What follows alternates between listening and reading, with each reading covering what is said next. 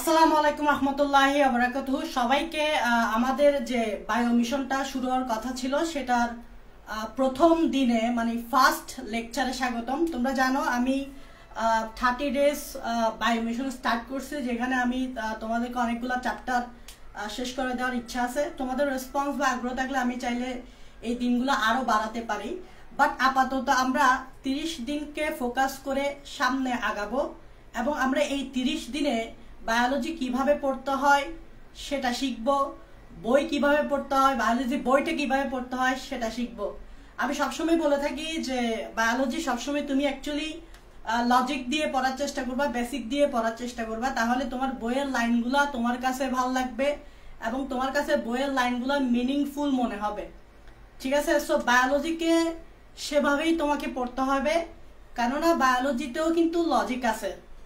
Logic মানে logic, so বায়োলজিতেও logic আছে, তোমাদেরকে লজিক সহকারে পড়তে হবে। তাহলে দেখবা যে বায়োলজি বই পড়ার সময় লাইনগুলো তোমার কাছে ভালো লাগবে এবং লাইনগুলোর যে সিগনিফিকেন্স, দ্যাট মিনস আমি যেটা বলি যে লাইনগুলোর পিছনের কাহিনী বা লাইনগুলোর মানেটা কি সেটা তুমি জেনে ফেলতে পারবা। তখন তোমার কাছে ওই পড়াটা মনে রাখাও সুবিধা হবে। ব্যাপারটা এমন না যে তোমাকে মুখস্থ করতে হচ্ছে, মুখস্থ করতে হবে না, তেমন তুমি মাথায় রাখতে পারবা যদি তুমি ওভাবে লজিক দিয়ে পড়তে পারো। তো আজকে আমাদের প্রথম দিন এবং এই প্রথম দিনে আমরা একটা গুরুত্বপূর্ণ চ্যাপ্টার ধরছি, সেটা হচ্ছে টিস্যু ও টিস্যু তন্ত্র এবং এটা আজকে লেকচার 1। আমরা আজকে লেকচার 1-এ অল্প কিছু শিখবো এবং অল্প কিছু কিন্তু খুব লজিক দিয়ে বেসিক দিয়ে পড়ার চেষ্টা করব। সো আমি আছি তোমাদের সাথে, তোমাদের বিধান ভাইয়া। তো তোমরা কে কোথা থেকে যুক্ত হচ্ছ আমাকে একটু কমেন্টে জানাতে পারো, কোন কলেজে পড়ো সেটাও কমেন্টে জানাতে পারো, এবং আমার শব্দটা ঠিক মতো শুনতে, ভয়েসটা ঠিক মতো শুনতে পারছো কিনা এবং লাইফটা ক্লিয়ার কিনা সেগুলো একটু আমাকে জানাও। এবং কে কোথা থেকে ক্লাস করতেছো, কোন কলেজ থেকে ক্লাস করতেছো ওইটা আমাকে একটু তোমরা কমেন্টে জানাও, ঠিক আছে? ভাই 30 ডেজ মিশনটা নিয়ে যদি একটু ডিটেলসে বলতেন তাহলে অনেক ভালো হতো। এই 30 দিনের মিশনে আমরা বায়োলজি কয়েকটা অধ্যায় তোমাদেরকে পড়াই দেওয়ার চেষ্টা করবো। তার মধ্যে একটা অধ্যায় টিস্যু ও টিস্যুতন্ত্র দিয়ে আমরা স্টার্ট করতেছি। এই চ্যাপ্টারটা শেষ হওয়ার পর আমরা আরেকটা অধ্যায় ধরবো, ওই অধ্যায়টা শেষ হওয়ার পর আমরা আরেকটা অধ্যায় ধরবো। এরকম দেখি 30 দিনে আমরা কয়টা অধ্যায় পড়াতে পারি। তো আমার মনে হচ্ছে আমি মিনিমাম 4টা অধ্যায় পড়াতে পারবো তোমাদেরকে, কারণ আমি যখন পরে একটু বেসিক দিয়ে পড়াই, লজিক দিয়ে পড়াই, সো লেকচার সংখ্যা একটু বাড়বে। সো এই 30 দিনে আমি তোমাদেরকে মোটামুটি 4টা অধ্যায় শেষ করতে পারি, এবং যদি তোমাদের রেসপন্স ভালো থাকে আমি এই 30 দিন পর আরও চাইলে আবার নিতে পারি, সমস্যা নাই। বাট এই 30 দিন অন্তত আমার সাথে থাকো, তোমরা ক্লাসগুলো করো, লাইভে অ্যাটেন্ড থাকো, তাহলে আমারও ক্লাস নিতে ভালো লাগবে, তোমাদেরও ক্লাস করতে ভালো লাগবে। এটাই হচ্ছে এই 30 দিনের কাহিনী, ঠিক আছে? সো আজকে প্রথম দিন, ঠিক আছে? আচ্ছা তোমরা একটু বলো। হ্যাঁ, রাজশাহী থেকে যুক্ত হয়েছে বলতেছো অনেকে, দিনাজপুর, ওকে ওকে। পল্লব সরকার বলতেছো দিনাজপুর থেকে, রাসেল আহমেদ বলতেছো নরসিংদী থেকে, ওকে। তোমরা অনেকে অনেক জায়গা থেকে যুক্ত হচ্ছ। রুহুল আমিন রাজশাহী থেকে, ঠিক আছে, ওকে।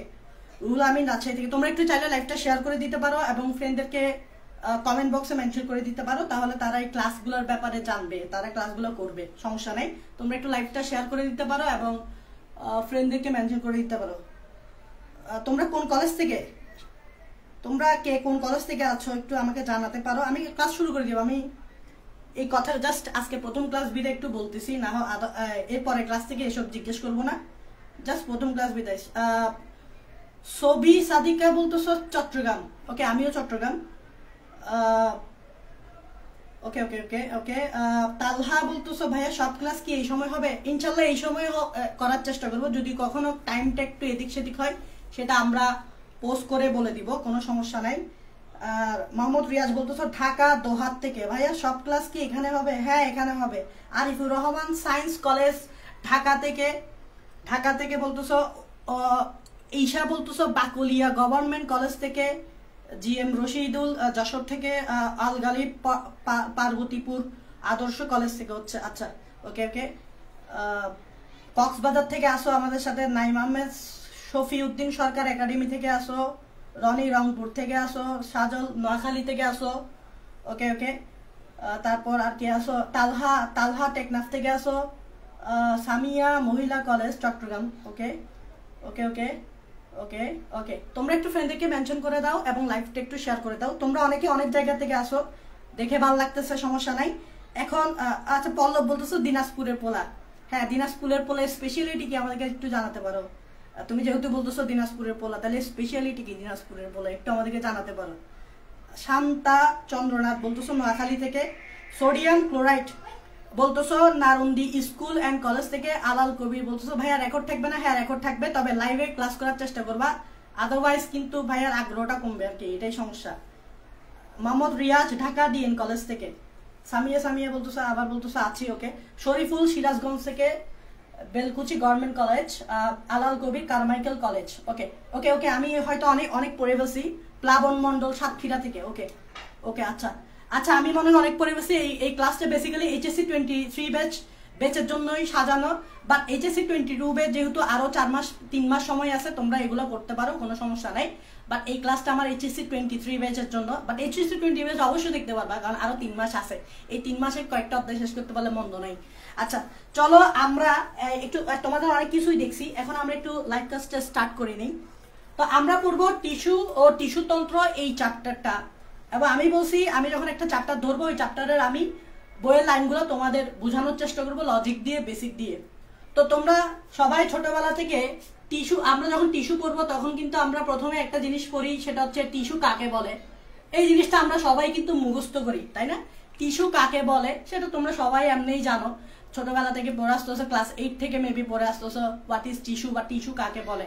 তা আমি টিস্যু কাকে বলে একটু ভালোভাবে বুঝাই দেওয়ার চেষ্টা করবো। তার আগে আমি একটু বলি টিস্যু জিনিসটা কেমনে আসছে। যেমন তোমরা জানো আমাদের জীবদেহ কোষ নিয়ে গঠিত, তো কিন্তু আমাদের জীবদেহ কোষ নিয়ে গঠিত হলেও আমাদের কোষগুলো কিন্তু অনেক বিভিন্নভাবে সজ্জিত থাকে। যেমন আমি বলতে পারি অনেকগুলা কোষ মিলে যে জিনিসটা হতে পারে সেটাই হচ্ছে টিস্যু।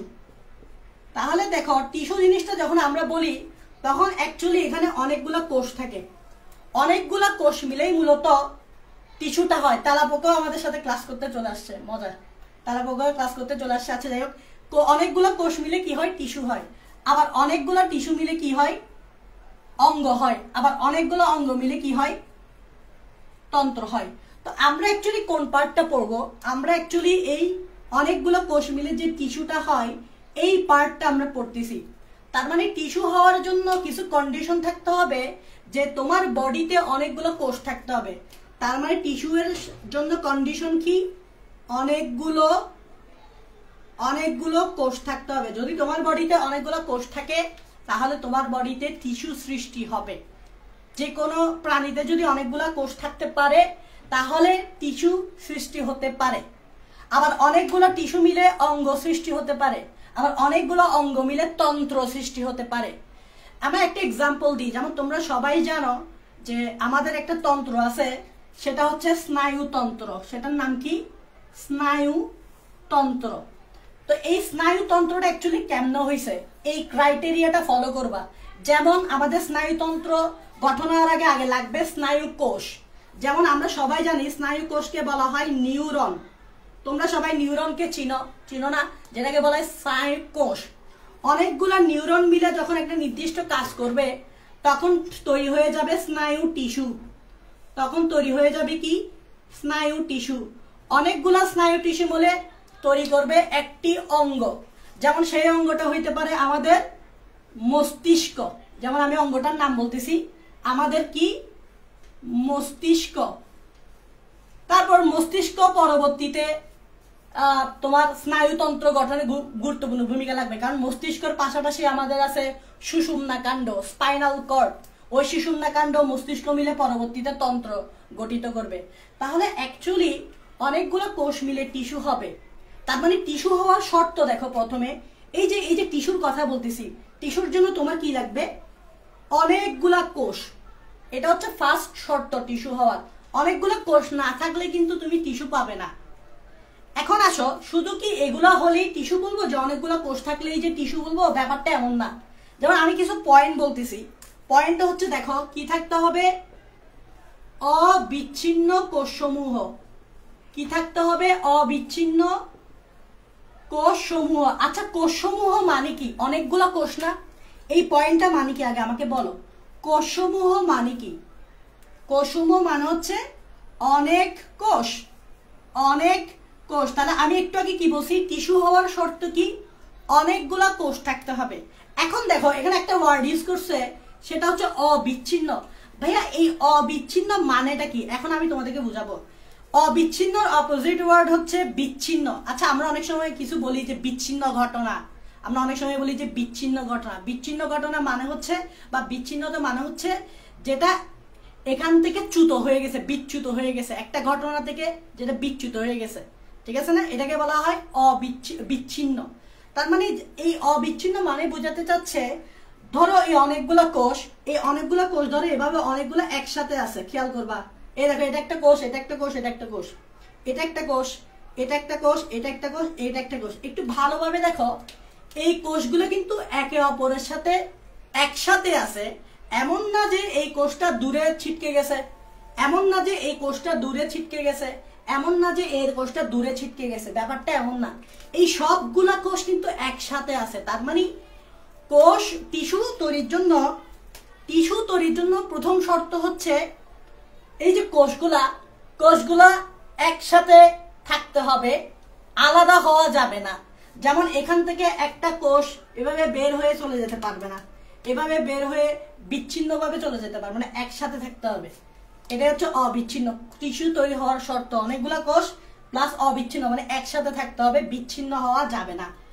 এখন দেখো এখানে যে কোষগুলো দেখতে পাচ্ছ, এই কোষগুলো চাইলে কিন্তু একই ধরনের হতে পারে অথবা ভিন্ন ধরনের হতে পারে। যেমন আমি একটু বলি, এই যে অবিচ্ছিন্ন কোষগুলো দেখতেছ, এই অবিচ্ছিন্ন কোষের মধ্যে এখানে কিন্তু হতে পারে ভিন্ন আকৃতির কোষ থাকতে পারে, ভিন্ন আকৃতির কোষ থাকতে পারে, আবার একই আকৃতির কোষ থাকতে পারে। একটু মনোযোগ দিবা, ভিন্ন আকৃতির কোষ থাকতে পারে, মানে অবিচ্ছিন্ন ক্ষেত্রে বা কোষসমূহের ক্ষেত্রে ভিন্ন আকৃতির কোষ থাকতে পারে অথবা একই আকৃতির। তুমি একটু ভালোভাবে দেখো, এইখানে কিন্তু সবগুলা একই আকৃতির কোষ, কেননা দেখো সবগুলা গোল গোল গোল গোল গোল গোল গোল গোল গোল, সবগুলো গোল গোল। দ্যাট মিনস এখানে কিন্তু একই আকৃতির কোষ। বাট এমনও কিছু টিস্যু আছে যাদের কিন্তু কোষগুলা একই আকৃতির না। যেমন আমি একটা কোষের কথা বলি, তোমরা সবাই জানো, সেটা হচ্ছে ফ্লোয়েম টিস্যু। আমি একটা টিস্যুর কথা তোমাদেরকে বলি, সেটা হচ্ছে ফ্লোয়েম টিস্যু। যেমন ফ্লোয়েম টিস্যুর কোষ যেগুলো আছে সেগুলো কিন্তু সবগুলো দেখতে একই রকম না। যেমন দেখো একটা কোষ দেখতে এরকম নলের মতো, এই দেখো একটা কোষ দেখতে এরকম নলের মতো, এই দেখো একটা কোষ দেখতে এরকম নলের মতো, একটা কোষ দেখতে এরকম নলের মতো। তারপর আরেকটা কোষ দেখতে কিরকম, দেখো এটার পাশে আরেকটা কোষ দেখতে হচ্ছে এরকম,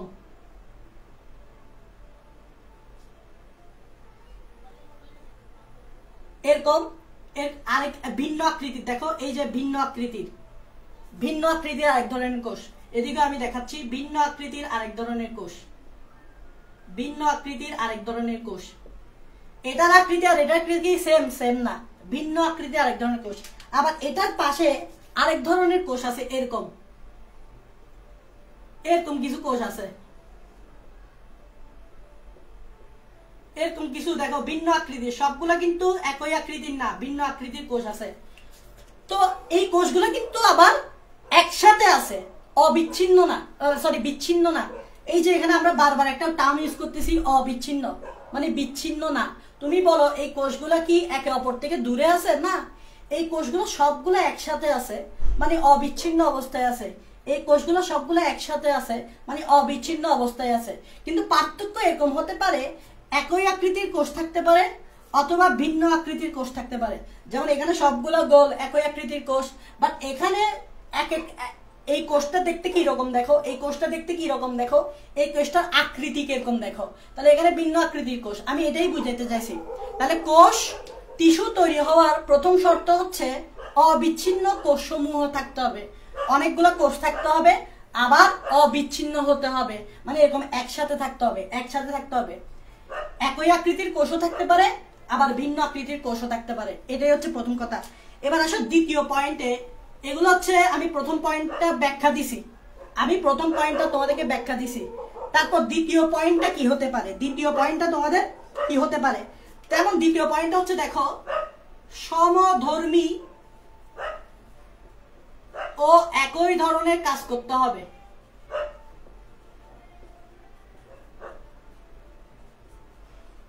সমধর্মী ও একই ধরনের কাজ সম্পন্ন করবে। একটু মনোযোগ দাও। টিস্যু হওয়ার যে শর্ত, এটা হচ্ছে 1 নম্বর শর্ত।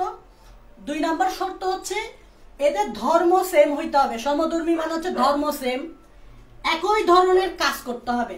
ভাই যদি ওদের ধর্ম সেম না হয়, কোষগুলার ধর্ম যদি সেম না হয়, যদি এরা একই ধরনের কাজ করতে না পারে, তাহলে তারা একটা নির্দিষ্ট টিস্যুর আন্ডারে থাকবে না।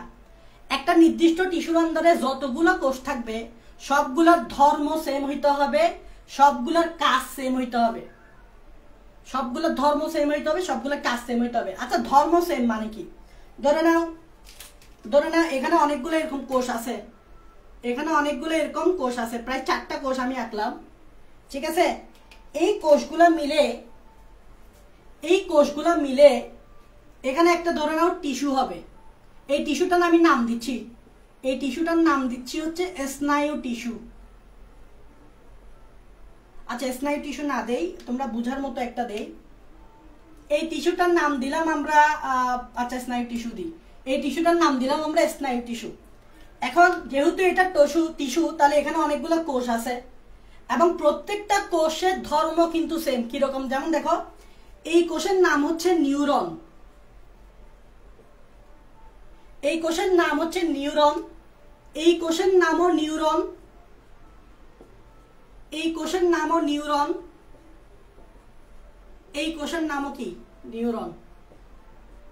তাহলে খেয়াল করবা, প্রত্যেকটা কোষ দেখতেছো তাদের প্রত্যেকের নাম কি? নিউরন। তাহলে তাদের প্রত্যেকের ধর্ম সেম, তাদের প্রত্যেকের ধর্ম সেম। যেমন আমি যদি বলি যে আমাদের ধর্ম যদি ইসলাম হয়, আমাদেরকে বলা হয় মুসলিম। তাহলে কোন একজন মুসলিমকে যদি জিজ্ঞেস করা হয় তার ধর্ম কি? সেম। তাহলে এই পৃথিবীতে যত মুসলিম আছে তাদের সবার ধর্ম সেম, সেটা হচ্ছে ইসলাম।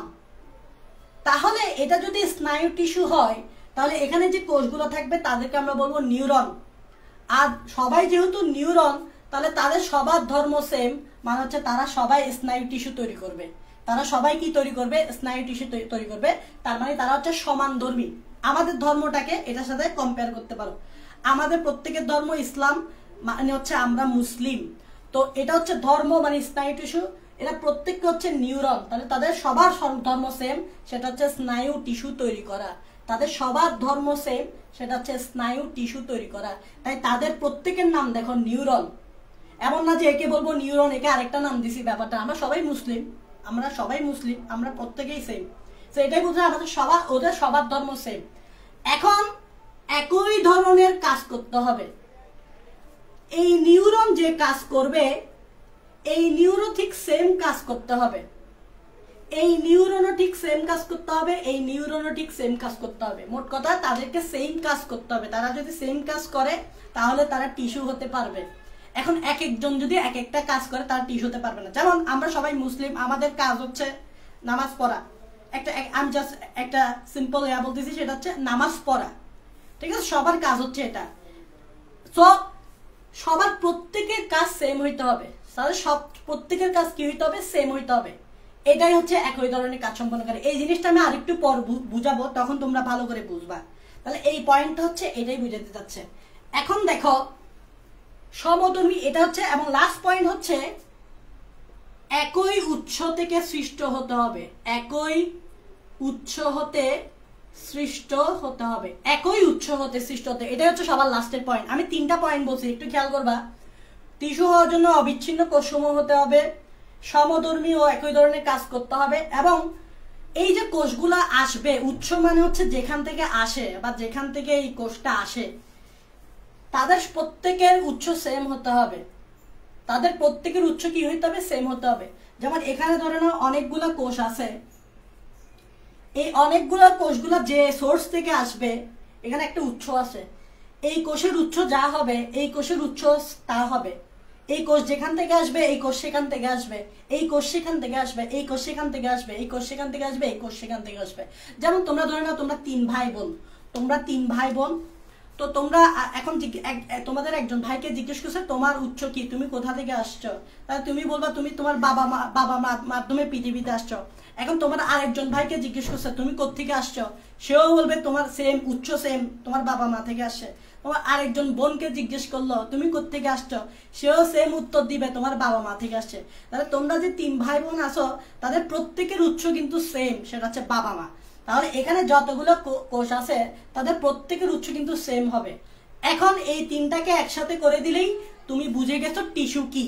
তোমরা এই একই উৎস থেকে সৃষ্ট একই ধরনের কাজ সম্পন্নকারী, এগুলো আমি একটা উদাহরণ দিয়ে বুঝিয়ে দিব, কোনো সমস্যা নাই।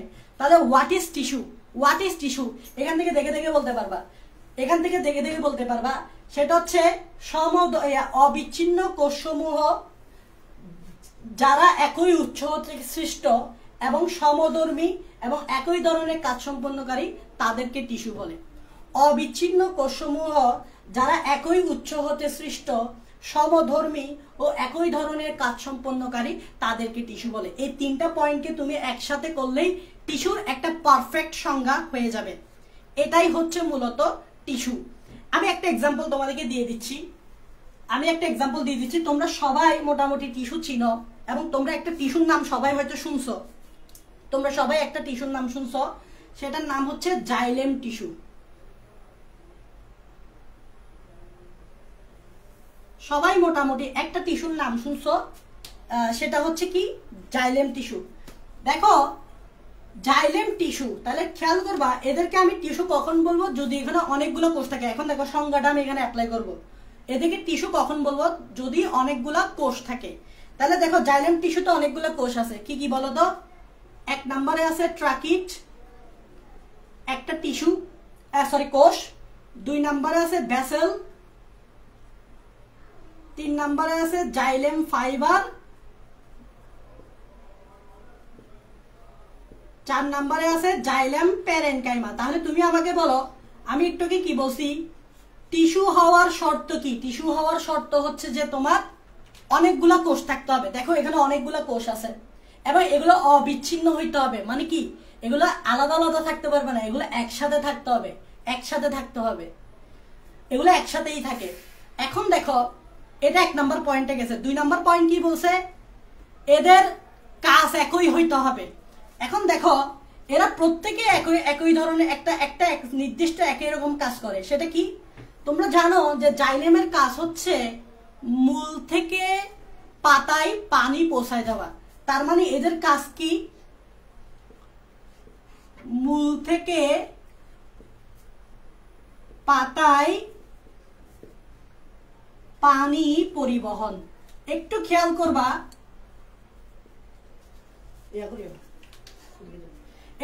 করবা, ট্রাকিট, ভেসেল, জাইলেম ফাইবার, এর প্রত্যেকের কাজ হচ্ছে মূল থেকে পাতায় পানি পৌঁছায় দেওয়া, এর কাজও মূল থেকে পাতায় পানি পৌঁছায় দেওয়া। এও সেম কাজ করবে, এও সেম কাজ করবে। তাহলে প্রত্যেকেরই একটা নির্দিষ্ট কাজ আছে, সেটা হচ্ছে পাতায় পানি পৌঁছায় দেওয়া। এখন এরা প্রত্যেকে কি সেম উৎস থেকে সৃষ্ট হয়েছে কিনা, তার মানে আরেকটা হচ্ছে কি, এটাকে আমি এখানে লিখে দিই, এখানে আমি বলে দিই তাদের প্রত্যেকের কাজ কি একই। তাহলে এখানে আমি বলে দিতে পারি একই কাজ। আবার এদের প্রত্যেকের সোর্স কিন্তু একই, মানে উৎস একই। এখন তোমরা হয়তো জানার চেষ্টা করবা ভাইয়া এদের উৎসটা কি, এদের প্রত্যেকেরই কিন্তু একটা নির্দিষ্ট সোর্স আছে। ওই সোর্সটা আমি বলতেছি, এখন বুঝবা না। এই সোর্সটার নাম হচ্ছে প্রোক্যাম্বিয়াম। এটা আরো কিছুদিন মানে নেক্সট ক্লাসে জানতে পারবা যে হোয়াট ইজ প্রোক্যাম্বিয়াম, বাট আপাতত জানতে হবে এটাই হচ্ছে সোর্স প্রোক্যাম্বিয়াম। এই কোষটা এখান থেকে আসছে, এই কোষটা এখান থেকে আসছে, এই কোষটা এখান থেকে আসছে, এই কোষটাও এখান থেকে আসছে। তাহলে তাদের প্রত্যেকের উৎস সেম কিনা, যেরকম তোমরা 3 ভাই বোন, তোমাদের প্রত্যেকের উৎস সেম, তোমার বাবা মা। ঠিক সেম ভাবে এরা 4 ভাই বোন, তাদের প্রত্যেকের উৎস হচ্ছে তাদের বাবা মা, মানে প্রোক্যাম্বিয়াম। তাহলে তাদের উৎস একই, তাদের কাজও একই, তারা অনেকগুলো অবিচ্ছিন্ন কোষ, তাহলে তারা টিস্যু। সো টিস্যু বিধায় আমি বলে দিলাম জাইলেম টিস্যু।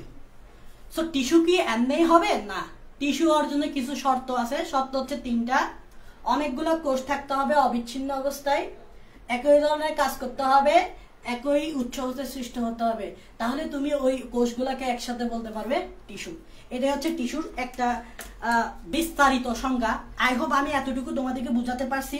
তোমরা আমাকে একটু এবার অনেকক্ষণ ধরে পড়েছি, এবার তোমরা আমাকে বলো এই যে টিস্যুর যে সংজ্ঞাটা, যেটা তোমরা আগে না বুঝে পড়ার চেষ্টা করতে বা মুখস্থ করতে, তোমরা এটা লজিক দিয়ে বা বেসিক দিয়ে বুঝতে পারছো কিনা। এবার একটু আমি তোমাদের কমেন্ট পড়বো, তোমরা একটু আমাকে কমেন্টে জানাও, একটু জানাও যে এতটুকু পর্যন্ত তোমরা বুঝতে পারছো কিনা, একটু কমেন্টে জানাও।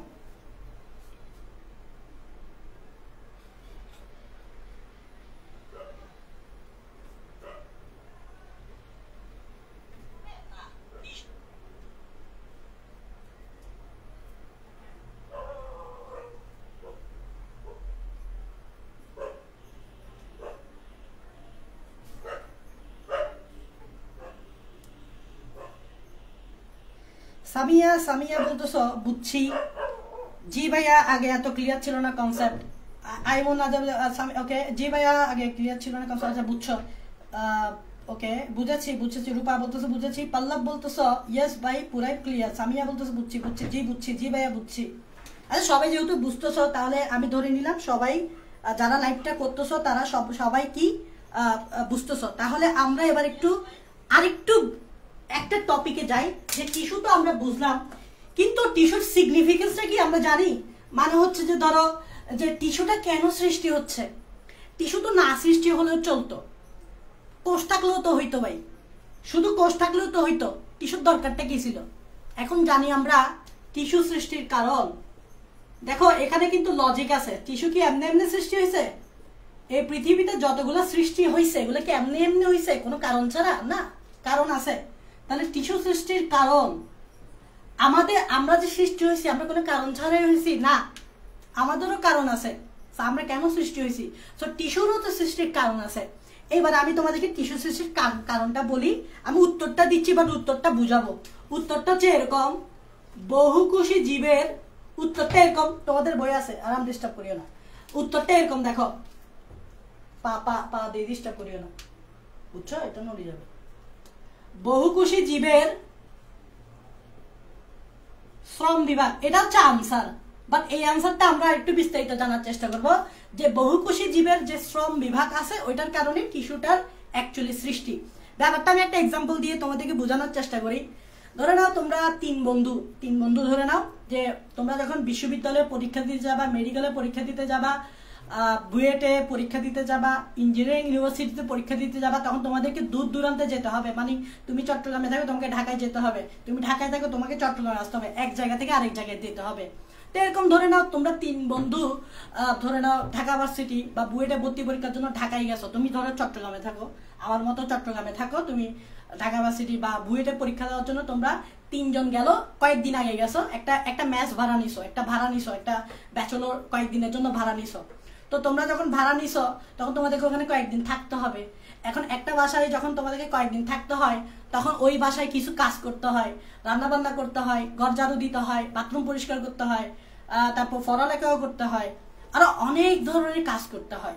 এখন তোমরা তিন বন্ধু যখন যাবা 2-3 দিনের জন্য থাকবা, তখন তোমরা এতগুলা কাজ যে তোমরা নিশ্চয়ই কোনো একজনে করবে না। তোমরা হয়তো এটা চিন্তা করবে যে আমি রান্না করব, আমার বন্ধু ঘর ঝাড়ু দিবে, আমার ওই বন্ধু বাজার করে আনবে। তার মানে দেখো তোমরা তিনজন বন্ধু, তোমরা কিন্তু তিনজনের মধ্যে একজন কিন্তু বা তুমি কিন্তু সব কাজ করতেছো না। তোমরা কি করতেছো, কাজ যেহেতু অনেক, তাহলে তুমি তোমার ওই বন্ধুকে রান্না করার জন্য নিযুক্ত করলে, তুমি নিজে বাজার করার জন্য নিজেকে নিযুক্ত করলে, আরেকজন বন্ধুকে তুমি ঘর ঝাড়ু দেওয়ার জন্য নিযুক্ত করলে।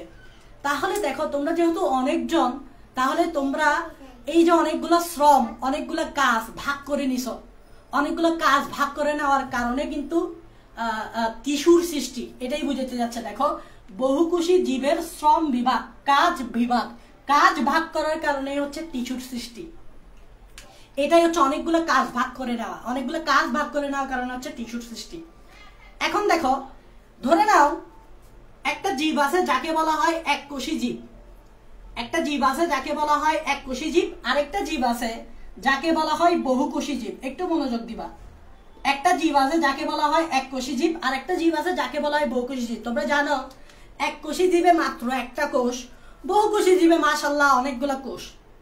এখন চিন্তা করো যে বান্দা সরি যে যে জীবটা এক কোষী, তার কয়টা কোষ? মাত্র একটা কোষ। তাহলে চিন্তা করো তার হচ্ছে একটা কোষ। তাহলে একটা কোষ বিধায় সব কাজ ওই কোষে হবে, সব কাজ ওই কোষে হবে, কারণ মাত্র একটা কোষ। তাহলে সব কাজ তো ওই কোষেই হইতে হবে, নাকি আরেকটা কোষ আছে যে আরেকটা কোষে কাজ হবে? না ভাই, সব কাজ কিন্তু ওই কোষেই হবে। ফলে এখানে কিন্তু কি নাই? নো শ্রম বিভাগ। এখানে কিন্তু কাজকে আমাকে ভাগ করে দিতে হয় নাই, কারণ মাত্র কোষ একটা। সব কাজ তুমিই করো, সব কাজ তুমি করো, মাত্র একটা কোষ। তার শ্রম বিভাগের দরকারটা কি? তুমি চিন্তা করো, তোমরা 3 বন্ধু না গিয়ে তুমি একলা গেছো, তুমি একলা একটা রুম ভাড়া নিয়ে থাকতেছো, সব কাজ তোমাকে করতে হবে না? এখানে কি তুমি কেউ একজন আছে যার সাথে তুমি কাজটা ভাগ করবা? করবা না। তুমি একলাই আছো, সব কাজ তোমারই করতে হবে। তুমি একলা মানি এক কোষী জীব, একটা কোষী সব কাজ হইতে হবে। এজন্য এখানে কোনো শ্রম বিভাগ নাই। আর যদি শ্রম বিভাগ না থাকে তাহলে টিস্যুও নাই। সো এখানে আমি আরেকটা কথা বলছি, সো নো টিস্যু।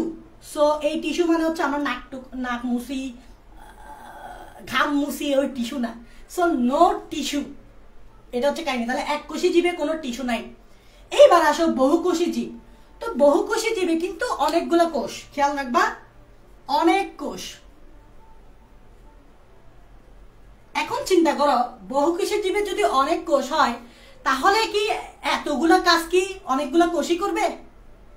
মানে অনেকগুলো কোষ কি সেম ধরনের কাজ করবে? করবে না। ধরে নাও কিছু কোষ করবে এক ধরনের কাজ, কিছু কোষ একটা গ্রুপ করবে এক ধরনের কাজ। ধরে নাও তোমাদের ওই যে 3 বন্ধুর কথাই বলি, তোমরা যে 3 বন্ধু আছে, তো তোমরা 3 বন্ধু যখন থাকবা তখন তিনজন বন্ধু 3 ধরনের কাজ ভাগ করে নিবা তোমাদের মধ্যে, কারণ তোমরা বন্ধু অনেকগুলা। ঠিক সেম ভাবে বহুকোষী জীবে অনেকগুলো কোষ থাকে। ধরে নাও কিছু কোষ, এই যে দেখো, এই যে কিছু কোষ এভাবে একটা গ্রুপ তৈরি করবে। তোমরা ক্লাসরুমেই দেখো একটা গ্রুপ থাকে, ক্লাসরুমে এক একজনে এক একটা গ্রুপ থাকে, ক্লোজ ফ্রেন্ডের এক একজনে একটা গ্রুপ থাকে। এই যে এটা হচ্ছে একটা গ্রুপ, কি অনেকগুলো কোষ মিলে হয়েছে। এদিকে আরেকটা গ্রুপ, এদিকে আরেকটা গ্রুপ। তাইলে দেখো এই গ্রুপটা কিন্তু টিস্যু, এই গ্রুপটা কিন্তু টিস্যু, এই গ্রুপটাও কিন্তু টিস্যু। এই গ্রুপটা একটা নির্দিষ্ট কাজ করবে, এই গ্রুপটা আরেকটা কাজ করবে, এই গ্রুপটা আরেকটা কাজ করবে। কেন করবে? কারণ হচ্ছে তাদের কোষের সংখ্যা অনেক, তাদের কোষের সংখ্যা অনেক বিধায় তারা কাজগুলোকে ভাগ করে নিবে। এখন বলো, সবগুলো কোষ একই ধরনের কাজ করলে হবে? সবগুলো কোষ কি একই ধরনের কাজগুলো করলে হবে? তাহলে অনেকগুলো কোষ থাকি লাভটা কি? ধরে নাও তোমরা 3 জন বন্ধুর মধ্যে তোমরা সবাই রান্না করতেছো। আরে ভাই, 3 জন বন্ধুর মধ্যে 3 জনই যদি রান্না করো, বাকি কাজগুলো কে করবে? ঘর ঝাড়ু কে দিবে? বাথরুম পরিষ্কার কে করবে? ওইটা কে করবে? বাজার কে আনবে? সবাই মিলেই যদি রান্না করো, হবে? হবে না। তাহলে ভাগ থাকতে হবে। যেমন এই টিস্যুটা ধরে নাও উদ্ভিদের মধ্যে,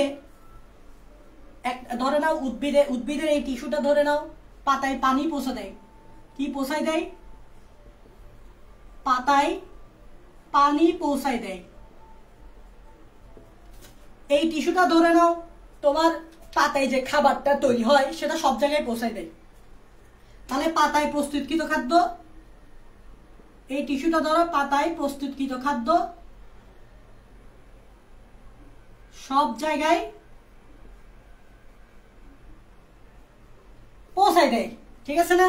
ধরে নাও এই টিস্যুটা কি করে, যে খাবারগুলো তৈরি হয় সেগুলো জমা রাখে, খাদ্য সঞ্চয় করে।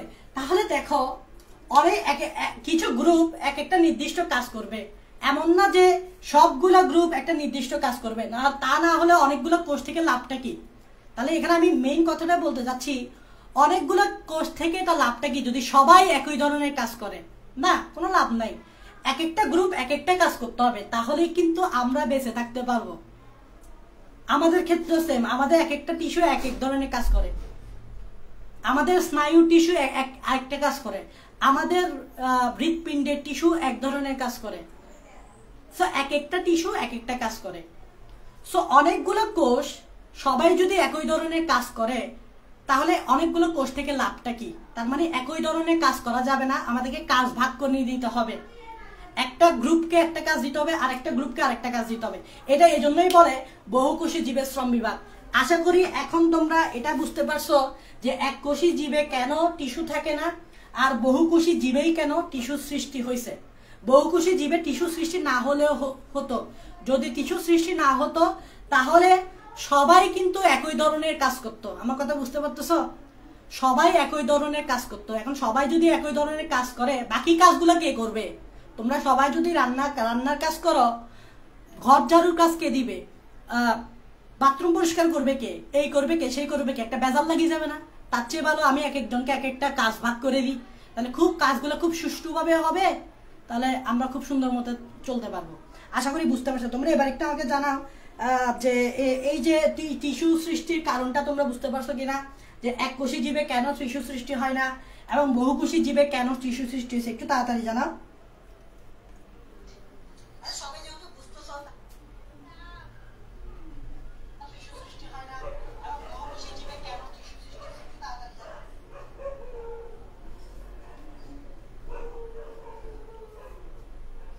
সামিয়া জিবে ক্লিয়ার, শাইলা জিবে বুঝতে পারছি, দীপু বলতেছে ক্লিয়ার, আলগালিব ক্লিয়ার, রনি রয় নোট করতেছিস কি? আচ্ছা ওকে।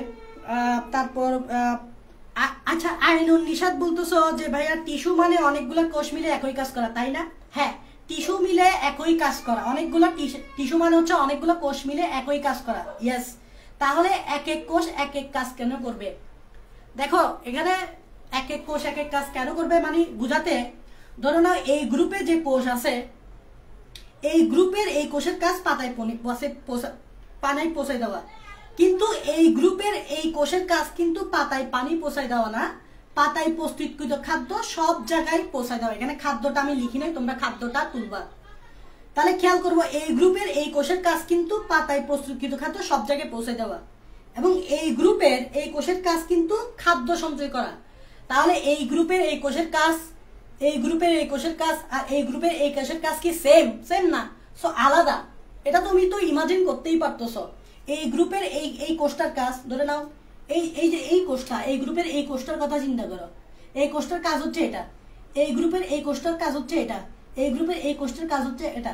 তো এক এক কোষ কাজ তো করতেছেই। এই পয়েন্ট অফ ভিউতে, এই পয়েন্ট অফ ভিউতে এক এক কোষ এক এক কাজ করতেছে। বুঝতে পারছো? এই পয়েন্ট অফ ভিউতে এক এক কোষ এক এক কাজ করতেছে। সো আশা করি বুঝতে পারছো এক এক কোষ এক এক কাজ কিভাবে করে।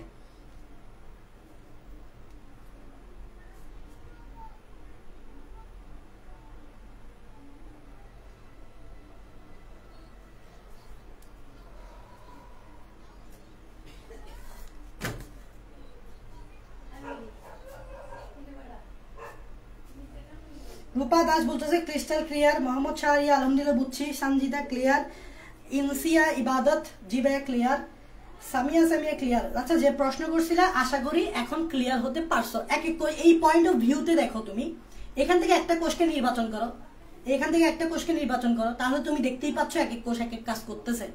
ওকে, সেটা ডিপেন্ড করতেছে ডিফারেন্ট গ্রুপের, মানে ডিফারেন্ট টিস্যুর। সো ডিফারেন্ট টিস্যুর ডিফারেন্ট কোষের ডিফারেন্ট কাজ হবে, ডিফারেন্ট টিস্যুর ডিফারেন্ট কোষের ডিফারেন্ট কাজ হবে, সব ডিফারেন্ট। সো আশা করি বুঝতে পারতেছো। এখন দেখো, আমরা তো মোটামুটি বুঝতে পারছি যে টিস্যু সৃষ্টির কারণটা কি ভাইয়া, টিস্যু কি ভাইয়া, এগুলো আমরা কিন্তু অনেক একটু অনেক অন্যভাবে চিন্তা করার চেষ্টা করছি। এখন আমরা একটু টিস্যু কয় প্রকার সেটা দেখার চেষ্টা করবো। সেটা হচ্ছে বিভাজন ক্ষমতার উপর ভিত্তি করে।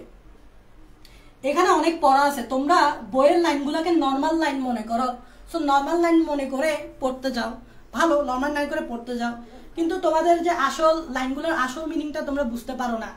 তো কখনো যদি একটু ঘুরে প্রশ্ন করি, বায়োলজিতে ঘুরে প্রশ্ন হয় না, বাট কখনো যদি একটু ঘুরে প্রশ্ন করি তোমরা পারবে না। অলিম্পিয়াড যখন দিবা তখন বুঝবা যে বায়োলজি কি, মানে একটু ঘুরে প্রশ্ন করবে, মানে তোমার চিন্তার বাইরে গিয়ে একটু প্রশ্ন করবে। কারণ তুমি বায়োলজিতে ভাবে ফিজিক্সের মতো মাথা কাটাই পড়বা না, আর কি আছে ম্যাথের মতো মাথা কাটাই পড়বা না, তুমি তো মনে করবে এমনি পড়ে গেলে চলবে। বাট তোমাকে কিন্তু ভেতরের কাহিনী বুঝতে হবে, তো বেশি বেশি করে তোমরা চিন্তাশীল প্রশ্ন উত্তর দেওয়ার চেষ্টা করবা। বায়োলজি অলিম্পিয়াড গুলাতে এরকম কোয়েশ্চেন হয় একটু চিন্তা, যেখানে তোমাকে চিন্তা করতে হবে, মানে মুখস্থ নির্ভর কিছু না, একটু চিন্তা করতে হবে। এরকম এরকম জিনিসগুলো একটু তোমরা যত দিবা তোমাদের ব্রেন তত খুলবে। আচ্ছা, এখন যেটা বলছি সেটা হচ্ছে বিভাজন ক্ষমতার উপর ভিত্তি করে ভাজক টিস্যুকে আমরা দুই ভাগে ভাগ করতে পারি। টিস্যুকে আমরা দুই ভাগে ভাগ করতে পারি। একটি হচ্ছে ভাজক টিস্যু, আর একটি হচ্ছে স্থায়ী টিস্যু। আমি বোঝানোর চেষ্টা করব হোয়াট ইজ ভাজক টিস্যু, হোয়াট ইজ স্থায়ী টিস্যু। সেটা হচ্ছে বিভাজন ক্ষমতার উপর ভিত্তি করে। তোমাদেরকে আমি একটা কথা বলি, ভাজক শব্দটা তোমরা ম্যাথে শুনছো, সেটা হচ্ছে আমি যদি 5কে 30 দিয়ে ভাগ করি, 5কে যদি 30 দিয়ে ভাগ করি, 5 6 30, তাহলে এটা ক্রস, এটা দেখো, এটাকে বলা হয় ভাগফল, এটাকে বলা হয় ভাজ্য, এটাকে বলা হয় ভাজক, এটাকে বলা হয় ভাগশেষ। তাহলে খেয়াল করবা, এটাকে বলা হয় ভাজক। এই যে মাঝখানে যেটা আছে 30, যেটা এটাকে বলা হয় ভাজক। তাহলে ভাজককে তোমরা কি করতেছো? ভাগ করতেছো, 5 দিয়ে ভাগ করছো। তো যাকে ভাগ করতেছো সেই ভাজক। একে ভাজক কেন বলছে বলো তো? যাকে ভাগ করতে পারতেছো বা ভাগ করতেছো সেই ভাজক। তাহলে তুমি আমাকে বলো, ভাজক টিস্যুর এরূপ নামকরণের কারণটা কি? এরূপ নামকরণের কারণটা হচ্ছে এই টিস্যু যে কোষগুলা থাকে, এই টিস্যুর যে কোষগুলা থাকে সেগুলা ভাগ হতে পারে বা বিভাজন। শুদ্ধ বাংলায় যদি বলি, বায়োলজি ভাষায় যদি বলি, ভাগকে বলা হয় বিভাজন। তার মানে একে ভাজক টিস্যু কেন বলতে পারতেছে? কারণ ভাজক টিস্যুর কোষগুলো বিভাজনে সক্ষম, তো সক্ষম বিধায় কি বলতেছে? ভাজক টিস্যু। তাহলে স্থায়ী টিস্যু কি হবে? স্থায়ী টিস্যু এর উল্টা হবে, মানে হচ্ছে স্থায়ী টিস্যুর কোষগুলো বিভাজনে অক্ষম। এগুলো আমি আরেকটু বুঝাচ্ছি, তোমরা একটু ধৈর্য ধরো। বিভাজনে অক্ষম, তো বিভাজনে অক্ষম হলে কেন স্থায়ী টিস্যু বলবে সেটাও ব্যাখ্যা করতেছি, সমস্যা নাই। তাহলে ভাজক টিস্যু বিভাজনে সক্ষম, স্থায়ী টিস্যু কোষগুলা বিভাজনে অক্ষম।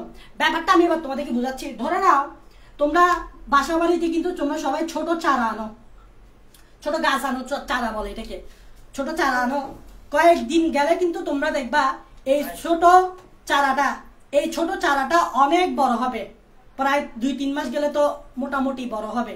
খেয়াল রাখবা, এই ছোট চারাটার হাইট এতটুকু এবং পাশ দিয়েও ব্যাস, পাশ দিয়ে যেটাকে বলে পাশাপাশি, আমরা যখন পাশ কল্পনা করবো, পাশ চিন্তা করবো, এটাকে বলে ব্যাস বা মোটা, মানে প্রস্থ বলে এটাকে, মোটা ব্যাস প্রস্থ একই কথা। আর এটাকে বলা হাইট, লম্বা। তোমরা জানো কিছুদিন পর এই গাছটা, ছোট চারাটা প্রথমে এরকম লম্বা দিয়ে বাড়বে, একটু খেয়াল করবা। এই দেখো এতটুকু লম্বা হয়েছে, দেখছো? ছোট ছিল, ছোট থেকে এতটুকু লম্বা হয়েছে। এটা হচ্ছে লম্বায় বাড়া বা দৈর্ঘ্যে বাড়া। এটাকে কি বলতেছি দেখো, এটাকে বলতেছি দৈর্ঘ্য বা লম্বায় বাড়া। এখন খেয়াল করবে, একটা গাছ শুধু বা কেউ শুধু লম্বা দিয়ে বাড়ে না, পাশ দিয়েও বাড়ে, মানে মোটা হওয়া। পাশ দিয়ে বাড়ে মানে মোটা হওয়া। যেমন দেখো, এটা লম্বা হওয়ার সাথে সাথে এটা এরকম আরো চিকন থেকে মোটা হওয়া শুরু করবে। এই দেখো এরকম মোটা হওয়া শুরু করবে, এই দেখো এরকম মোটা হওয়া শুরু করবে। তো এই মোটা হওয়াটাকে বলা হয় কিসে বাড়া? এই মোটা হওয়াটাকে কিসে বাড়া বলে? এটাকে বলা হয় প্রস্থে বাড়া। এটাকে প্রস্থ বলতে পারে, অথবা এটাকে বলতে পারে মোটা বলতে পারে, অথবা এটাকে বলতে পারে ব্যাস। তাহলে কিসে বাড়তেছে? এটা বাড়তেছে প্রস্থ বা মোটা বা ব্যাসে বাড়তেছে। এখন প্রশ্ন হচ্ছে, এই গাছটা ছোট ছিল, ছোট থেকে লম্বায় বাড়ছে, আবার পাশ দিয়েও বাড়ছে, মানে মোটা হয়েছে। তো এটা হওয়ার কারণটা কি? এটা হওয়ার কারণ হচ্ছে এই ভাজক টিস্যু। এই ভাজক টিস্যুর যে কোষগুলো আছে তারা বিভাজন করতে পারে। আর তোমরা জানো বিভাজন করার ফলে একটা কোষ থেকে দুইটা, দুইটা থেকে চারটা, চারটা থেকে 6টা। ধরে নাও এই কোষে যদি 2টা কোষ থাকে, এই 2টা কোষগুলো ভাগ হইতে 2 থেকে 4, 4 থেকে 6, 6 থেকে 12, 12 থেকে 24, এভাবে ভাগ হতে হতে হতে অনেক বড়, লম্বায়ও বাড়ছে, পাশ দিয়েও বাড়ছে। তাহলে এই লম্বাই বাড়া এবং পাশ দিয়ে বাড়া, এটা কার কারণে হয়েছে? এটা কিন্তু ভাজক টিস্যুর কারণে হয়েছে। কারণ এ যদি ভাগ না হতো তাহলে এগুলো সংখ্যায় বাড়তো না। আর সংখ্যায় না বললে কি গাছ লম্বা হইতো না, পাশ দিয়ে বাড়তো না। আমাদের কথা চিন্তা করো, আমরা ছোট্ট বেবি ছিলাম, ছোট্ট বেবি থেকে যে আজকের এত বড় মানুষ হইলাম, সেটা কিসের কারণে? কোষ বিভাজনের কারণে, কোষের ভাগের কারণে। এটা হচ্ছে কাহিনী, এটা হচ্ছে ভাজক টিস্যু। এটা হচ্ছে কি ভাজক টিস্যু। এখন প্রশ্ন হচ্ছে যে ভাই তাহলে স্থায়ী টিস্যু কি? সিম্পল, কোষগুলা যখন বিভাজন করতে পারবে না, কোষগুলো যখন বিভাজনে অক্ষম, সেগুলো হবে স্থায়ী টিস্যু। তাহলে ভাইয়া আপনি এখানে একটু বুঝান এখানে স্থায়ী টিস্যু কিভাবে হয়। এখানে আমি ভাজক টিস্যু মোটামুটি বুঝলাম যেটা উদ্ভিদের বৃদ্ধির জন্য হয়, বাট এখানে আমাকে একটু বুঝান যে স্থায়ী টিস্যু কেমনে হয়। তোমরা জানো একটা গাছ যখন বাড়ে তারা কি ইনফিনিটি টাইম বাড়ে? বাড়তে বাড়তে কি তারা স্পেসে চলে যায়, মহাকাশে চলে যায়, আকাশে চলে যায়, অনেক দূরে চলে যায়? যায় না। তারা জানো তাদের একটা স্টেজে এসে গ্রোথটা স্টপ হয়ে যায়, কারণ একটা গাছ কিন্তু কন্টিনিউসলি বাড়বে না। আমাদের মানুষের কথাই চিন্তা করো, আমরা একটা সার্টেন এজ পর্যন্ত বাড়ি, এরপরে কি আমরা আর বাড়ি, আমার হাইট বাড়ে, আমাদের পাশ দিয়ে বাড়ে না, একটা লিমিটেশন আছে। তো ঠিক সেম ভাবে ধরে নাও এটা বাড়তে বাড়তে বাড়তে বাড়তে বাড়তে বাড়তে বাড়তে বাড়তে বাড়তে বাড়তে এই স্টেজে এসে থেমে গেছে, এই স্টেজে আর বাড়তেছে না এই স্টেজ। তো এই স্টেজে বাড়তেছে না কেন? কারণ এখানে যে কোষগুলো আছে সেগুলো আর বিভাজিত হচ্ছে না। এই জায়গায় এসে এই দেখো এই জায়গায় এসে বিভাজন স্টপ। আমি এখানে লিখতেছি এই জায়গায় এসে কি বিভাজন স্টপ। আচ্ছা বলো, বিভাজন যদি স্টপ হয় সংখ্যা বাড়বে না? সংখ্যা না বাড়লে কি এটা বাড়বে না। এখন বলো, যখন বিভাজন স্টপ হয়ে যায় তখন কি সে আর বিভাজিত হতে পারে না? যদি বিভাজিত হতে না পারে তখন এটাকে বলা হয় স্থায়ী টিস্যু। দ্যাট মিনস অ্যাকচুয়ালি স্থায়ী টিস্যু তখনই হয় যখন কোনো ভাজক টিস্যু বিভাজন করতে পারে না। ভাজক টিস্যু বিভাজন করতে না পারলেই তখন এটা হয়ে যাবে স্থায়ী টিস্যু। তাহলে মনে রাখবা এই স্টেজে এসে বিভাজনটা অফ হয়ে গেছে, তাই গাছটা আর বাড়তেছে না। এখন এই জায়গায় ঠিক এই জায়গায় যে কোষগুলো আছে এই জায়গার কোষগুলা কি বিভাজন করতে পারতেছে না। তাহলে বিভাজনে অক্ষম না, এই দেখো বিভাজনে অক্ষম। তাহলে এই জায়গার কোষগুলো হচ্ছে স্থায়ী টিস্যু। তাহলে অ্যাকচুয়ালি স্থায়ী টিস্যু কিন্তু ভাজক টিস্যু থেকেই আসে। ভাজক টিস্যুর মেশিন যখন নষ্ট হয়ে যায়, একটা চিন্তা করবে, একটা মেশিন তুমি যখন অনেক দিন ইউজ করবা, একটা দিন আসবে যে দিন সে আর কাজ করতে পারবে না, তার মেশিনটা কাজ করতে পারবে না, তখন মেশিন কাজ করা বন্ধ করে দিবে। ঠিক সেম ভাবে আমরা একটা স্টেজে গিয়ে আর কাজ করার শক্তি পাবো না যখন বুড়া হয়ে যাব। তো সবারই কিন্তু একটা স্টেজে গিয়ে বিভাজন বলো বা গ্রোথ এগুলো স্টপ হয়ে যায়। তো তখন যেহেতু এরা বিভাজনে অক্ষম হয়ে যাচ্ছে, তখন এই জায়গার কোষগুলোকে বলবো আমরা স্থায়ী কোষ তথা স্থায়ী টিস্যু। তাহলে স্থায়ী টিস্যু কোত্থেকে আসে? স্থায়ী টিস্যু আসে ভাজক টিস্যু থেকে। ভাজক টিস্যু আসে কোত্থেকে? ভাজক টিস্যু থেকে আসে, কারণ ভাজক টিস্যু ভাগ হইতে পারে। একটা ভাজক টিস্যু হতে যে আরেকটা ভাজক টিস্যু হইতে পারে, কারণ তারা ভাগ হয়। তো ভাজক টিস্যু হতে ভাজক টিস্যু আসে। বাট স্থায়ী টিস্যু কোত্থেকে আসে? স্থায়ী টিস্যু ভাজক টিস্যু থেকে আসে। কখন? যখন ভাজক টিস্যু বিভাজনে অক্ষম হয়ে যায়, স্টপ হয়ে যায়। বিভাজনে অক্ষম হয়ে গেলে সেটা হয়ে যাবে স্থায়ী টিস্যু। এখন চিন্তা করো, এটার নাম ভাজক বুষ্য কেন হয়েছে, বাট এটার নাম স্থায়ী কেন হয়েছে বা পার্মানেন্ট কেন হয়েছে? তোমরা দেখবা তোমাদের কিছু ফ্রেন্ড সার্কেলে কিছু ফ্রেন্ড আছে, তাদেরকে ধরে নাও ছোটবেলায় যেরকম দেখছো, ছোটবেলা বলতে ধরো 2-3 বছর আগে যেরকম দেখছো, ধরো ক্লাস 8-এ যেরকম দেখছো, ইন্টারে উঠার পর তাদেরকে সেরকমই দেখলা। এই হ্যাংলা পাতলা ছিল, এই এতটুকু হাইটের ছিল। ইন্টারে উঠার পরও দেখতেছি সে এতটুকু হ্যাংলা পাতলা, এতটুকু হাইটের। তাহলে বলো তার অবস্থার কোনো পরিবর্তন হয়েছে? হয় নাই। সে যেরকমই ছিল সেরকমই আছে, মানে সে তার কোনো অবস্থার পরিবর্তন হয় নাই, সে স্থায়ী আছে, সে স্থায়ী অবস্থায় আছে। তাই এটাকে বলা হয় স্থায়ী টিস্যু। এরকম কিছু গ্রুপের ফ্রেন্ড সার্কেল থাকে যারা এত খায় তবুও মোটা হয় না, তবুও এই হ্যাংলা পাতলা থাকে, তার অবস্থার কোনো পরিবর্তন হয় না। তার পেট আগে যেরকম ছিল এখনো আছে। সে খায় কোন দিকে, বের হয় কোন দিকে বুঝি না। সে এত খায় তবুও তার কি বাড়ে না বা মোটা হয় না, এটা বলতে পারো। তো কোন দিক দিয়ে খায় কোন দিক দিয়ে বের করে কিছুই বুঝি না। সো এটাই হচ্ছে কাহিনী, এই জন্য এগুলোর নাম হচ্ছে স্থায়ী টিস্যু। তো আশা করি তোমরা বুঝতে পারছো যে ভাজক টিস্যু কি, স্থায়ী টিস্যু কি।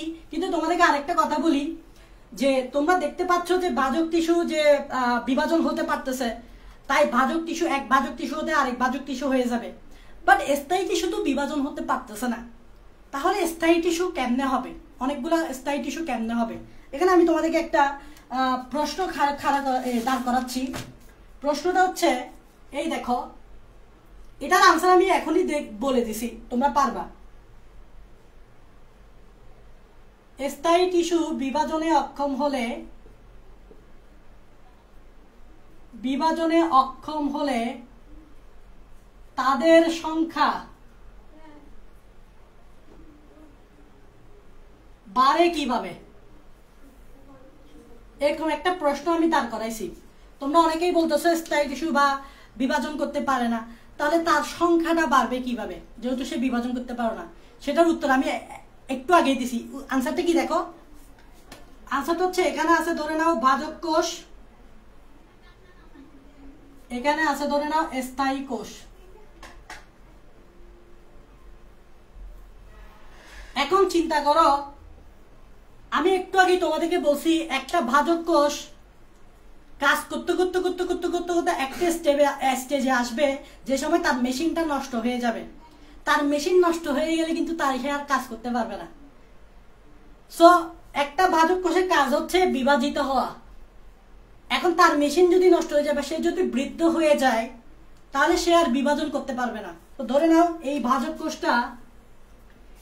কোষটা কি করে দিল, বিভাজন বন্ধ করে দিল।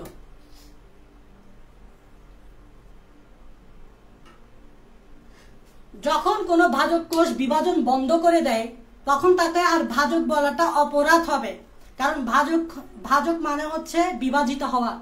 তো যদি কোনো ভাজক কোষ কোনো স্টেজে গিয়ে বিভাজন বন্ধ করে দেয়, তাহলে তাকে আর ভাজক বলাটা ঠিক হবে না, তাকে বলে দিতে হবে স্থায়ী, কারণ সে আর বিভাজিত হতে পারতেছে না, তাই তার নাম হয়ে যাবে স্থায়ী। খেয়াল করবা, ভাজক কোষ যখন বিভাজন বন্ধ করে দিচ্ছে তখন সে হয়ে যাচ্ছে স্থায়ী কোষ, এর আগে না। তাহলে তারপর চাইলে স্থায়ী কোষ থেকে ভাজক কোষ হতে পারে, যেমন এটা হতে পারে, এই দেখো এটা হতে পারে, স্থায়ী কোষ থেকে ভাজক কোষ হতে পারে। কখন? যদি কোনো স্থায়ী কোষ বিভাজন শুরু করতে পারে। যদি কোনো স্থায়ী কোষ যদি বিভাজন শুরু করতে পারে বা বিভাজিত হতে পারে, তখন তাকে স্থায়ী বলাটা মোটেও উচিত হবে না, কারণ সে বিভাজন করতে পারতেছে। যেহেতু বিভাজন করতে পারতেছে, তাই তাকে বলতে হবে ভাজক কোষ। তার মানে আমরা দেখতে পাচ্ছি যে ভাজক কোষ কখন স্থায়ী কোষ হচ্ছে, স্থায়ী কোষ কখন ভাজক কোষ হচ্ছে। ভাজক কোষ তখনই স্থায়ী কোষ হচ্ছে যখন বিভাজন বন্ধ হচ্ছে, স্থায়ী কোষ তখনই ভাজক কোষ হচ্ছে যদি সে বিভাজন শুরু করতে পারতেছে, তখনই সে ভাজক কোষ হচ্ছে। তাহলে আমরা এই জিনিসটা দেখলেই বুঝে যাচ্ছি, এই দেখো এই জিনিসটা দেখলেই বুঝে যাচ্ছি কেন স্থায়ী কোষ বিভাজনে অক্ষম হলেও তাদের সংখ্যা বাড়তেছে। কারণ হচ্ছে অ্যাকচুয়ালি স্থায়ী কোষগুলো আসতেছে ভাজক কোষ থেকে। ভাজক কোষের মেশিন যখন নষ্ট হয়ে যাবে, ভাজক কোষ যখন বিভাজন বন্ধ করে দিবে, তখন সে স্থায়ী কোষ হয়ে যাবে। এভাবেই ভাজক কোষগুলো আস্তে আস্তে একটা স্টেজে গিয়ে স্থায়ী কোষ হয়ে যায়, এভাবেই স্থায়ী কোষের সংখ্যা বাড়ে। তার মানে আনসার পাইছো যে স্থায়ী কোষের সংখ্যা কিভাবে বাড়ে, ভাজক কোষই কি করে স্থায়ী কোষ তৈরি করে। তাহলে আমরা এখন একটা প্রশ্নের আনসার, বইয়ে একটা প্রশ্ন দেখবে, একটা লাইন দেখবে এরকম, সেটা হচ্ছে এটার আনসারও তোমরা পেয়ে গেছো। ভাজক টিস্যু হতে, এটা আনসার পেয়ে গেছো, ভাজক টিস্যু হতে স্থায়ী টিস্যুর সৃষ্টি। তোমরা এটার আনসার পেয়ে গেছো, ভাজক টিস্যু হতে স্থায়ী টিস্যুর সৃষ্টি, এটার আনসার পেয়ে গেছো। কিন্তু এই আনসারটা যখন মানে এই লাইনটা যখন তুমি বইয়ে দেখতা, তখন তুমি বুঝতা না যে ভাজক টিস্যু হতে স্থায়ী টিস্যুর সৃষ্টি কেন হয় বা কিভাবে হয়। এর কারণটা হচ্ছে এই প্রশ্নটা, স্থায়ী টিস্যু যদি বিভাজনে অক্ষম হয় তাহলে তাদের সংখ্যা বাড়বে কিভাবে, কারণ সে বিভাজন করতে পারে না। সব বাড়বে এভাবে, যদি ভাজক কোষ বিভাজন বন্ধ করে দেয় তখন সে স্থায়ী কোষ হয়ে যাবে। এভাবে আস্তে আস্তে একটা ভাজক কোষ বিভাজন বন্ধ করে দিয়ে একটা স্টেজে গিয়ে স্থায়ী কোষে পরিণত হবে, এভাবে স্থায়ী কোষের সংখ্যা বাড়বে। সো আমরা বলতেই পারি ভাজক টিস্যু হতেই স্থায়ী টিস্যুর সৃষ্টি, ভাজক কোষ থেকে স্থায়ী কোষের সৃষ্টি, দ্যাট মিনস ভাজক টিস্যু হতে স্থায়ী টিস্যুর সৃষ্টি। আশা করি তোমরা এই জিনিসটাও বুঝতে পারছো। এগুলো বই পড়লে এই লাইনগুলো তোমরা পাবা, বাট এগুলোকে রিলেট করতে পারবে না বা এগুলোর মিনিংটা বাই করার মানে ওভাবে চিন্তা করবে না। সো আশা করি ক্লাসটা করার পর বইটা পড়লে তোমরা একটার সাথে রিলেট করতে পারবা, বা এই লাইনটা কেন আসছে, এটার মাহাত্ম্যটা হচ্ছে এটা, এই লাইনটার সিগনিফিকেন্স হচ্ছে এই প্রশ্নটা, এই লাইনটার সিগনিফিকেন্স হচ্ছে এই প্রশ্নটা। আশা করি বুঝতে পারছো। তোমরা আমাকে বলো এতটুকু পর্যন্ত বুঝতে পারছো কিনা। যদি বুঝতে পারো, এখন আমরা ভাজক টিস্যু আর স্থায়ী টিস্যুর মধ্যে শুধুমাত্র ভাজক টিস্যু নিয়ে আলোচনা করব। এখন আমরা একটু তোমাদেরকে ভাজক টিস্যুর কাজটা দেখাবো, একদম সোজা। ভাজক টিস্যুর কাজটা দেখাবো একদম সোজা। তোমাদের কোনো প্রশ্ন থাকলে আমি তোমাদেরকে জিজ্ঞেস করব, যখন জিজ্ঞেস করব তখন তোমরা বলবা যে তোমাদের কোনো প্রশ্ন থাকলে। আমি একটু পরে এটা বোঝানোর পর জিজ্ঞেস করবো তোমাদের কোনো প্রশ্ন আছে নাকি। তখন তোমরা বলবা কোনো প্রশ্ন থাকলে। একটু খেয়াল করো, বাজক টিস্যুর কোষটা কাজ একদম সোজা। দেখো প্রথমে একটা কাজ তোমরা দেখো, একটা উদ্ভিদ ছোট ছিল, ছোট থেকে লম্বায় বাড়ছে। আমি এক পর্যায়ে ছোট ছিলাম, ছোট থেকে ইয়া করে বড় হয়ে গেছি, ছোট ছিলাম, ছোট থেকে ইয়া করে বড় হয়ে গেছি, লম্বায় বাড়ছি। তাহলে বাজক টিস্যুর একটা কাজ হচ্ছে উদ্ভিদের দৈর্ঘ্যে বৃদ্ধি, উদ্ভিদের দৈর্ঘ্যে বা দৈর্ঘ্য বা লম্বায় বৃদ্ধি। আরেকটা কাজ দেখো, আমি কি শুধু লম্বায় বাড়লে হবে? একটা গাছ কি লম্বায় বাড়লে হবে? সে কি মোটা হইতে হবে না? সে চিকনা থাকলে হবে? হবে না, তাকে মোটা হইতে হবে, নাইলে তো একটু বাতাস মারলেই তারে ফেলাই দিবে, বাতাস মারলেই বাতাসের ধাক্কায় সে পড়ে যাবে, তাকে হইতে হবে মোটা। তার মানে তাকে এখন পাশ দিয়ে বাড়তে হবে। তাহলে বাজক টিস্যুর আরেকটা কাজ কি? উদ্ভিদের ব্যাস তথা মোটা তথা প্রস্থে বৃদ্ধি, তথা প্রস্থে বৃদ্ধি, এই দুইটা কাজ। এখন দেখবা উদ্ভিদের দৈর্ঘ্য বৃদ্ধি করতেছে কে? ভাজক টিস্যু। তবে যেই ভাজক টিস্যুটা উদ্ভিদের দৈর্ঘ্যটাকে বৃদ্ধি করবে, লম্বায় বৃদ্ধি করবে, নিশ্চয়ই তার একটা আলাদা নাম দিতে হবে। ধরে নাও এটা হচ্ছে আমার সেই ছোট গাছ, ওকে, এটা হচ্ছে সেই ছোট গাছ, এটা হচ্ছে এই ছোট গাছের শীর্ষ, একটু মনোযোগ দিবা। এটা হচ্ছে আমার সেই ছোট গাছ, এই গাছের শীর্ষ এটা না, এটা তুমি বলো এই গাছটা আসলে বাড়বে, লম্বায় বাড়বে কোন জায়গা থেকে? একটু খেয়াল করবে, এই জায়গা থেকে বাড়বে, এই জায়গা থেকে বাড়বে না। একটা গাছ কিন্তু লম্বায় এই জায়গার জন্য বাড়ে না, বাড়ে হচ্ছে এই জায়গা, এই জায়গাটা এভাবে উপরে উঠবে। এই জায়গার কোনো ভূমিকা নাই লম্বায় বাড়ানোর, লম্বায় বাড়ানোর ভূমিকা হচ্ছে শীর্ষ। তাহলে এই জায়গায় যে ভাজক কোষগুলো আছে, এগুলো যখন বিভাজিত হবে তখন বিভাজনের কারণে সংখ্যা বাড়বে, সংখ্যায় বাড়লে এটা টুপ করে উপরে উঠবে, এই লম্বায় বেড়ে গেছে। দেখো তার মানে অ্যাকচুয়ালি লম্বায় বাড়ছে কোন জায়গায়? শীর্ষে, গোড়াতে না, শীর্ষে বাড়ছে। তাই এই জায়গায় যে ভাজক টিস্যুগুলো থাকে তাকে বলা হয় শীর্ষস্থ ভাজক টিস্যু। তার মানে এই জায়গায় যে ভাজকগুলো টিস্যুগুলো থাকে তাকে বলা হয় শীর্ষস্থ ভাজক টিস্যু। তাহলে আমরা অন্যভাবেও বলতে পারি যে শীর্ষস্থ ভাজক টিস্যু হতে টিস্যুর কারণেই উদ্ভিদের দৈর্ঘ্য বা লম্বায় বৃদ্ধি পায়। আমরা অন্যভাবে বলতে পারি শীর্ষস্থ ভাজক টিস্যুর কারণে উদ্ভিদ লম্বায় বৃদ্ধি পায়, কারণ উদ্ভিদ কখনো গোড়া থেকে বাড়বে না, উদ্ভিদ সবসময় শীর্ষ থেকে বাড়বে। তো শীর্ষে যে ভাজক টিস্যু থাকবে তার নাম কি হবে? শীর্ষস্থ ভাজক টিস্যু। তাহলে আমরা অন্যভাবে বলতে পারি শীর্ষস্থ ভাজক টিস্যুর কারণে উদ্ভিদের দৈর্ঘ্য বা লম্বায় বৃদ্ধি হয়। এবার এটা আসো, উদ্ভিদের ব্যাস বা মোটা বা প্রস্থে বাড়বে কিভাবে? এটা আমাদের সেই চিকনা গাছ, এই চিকনা গাছটারে আমরা এরকম ইয়া মোটা গাছ করে ফেলছি। দেখো ইয়া মোটা গাছ করে ফেলছি, তাহলে এটা আমরা পাশ দিয়ে বাড়াইছি না, এটারে কি বলে? এটারে পাশ বলে না, পাশ। তাহলে এই জায়গায় যে ভাজক টিস্যু গুলো থাকবে তারে কি বলবো? পার্শ্বীয় ভাজক টিস্যু। তাহলে এখানে আমরা লিখতেছি এটারে কি বলবো? পার্শ্বীয়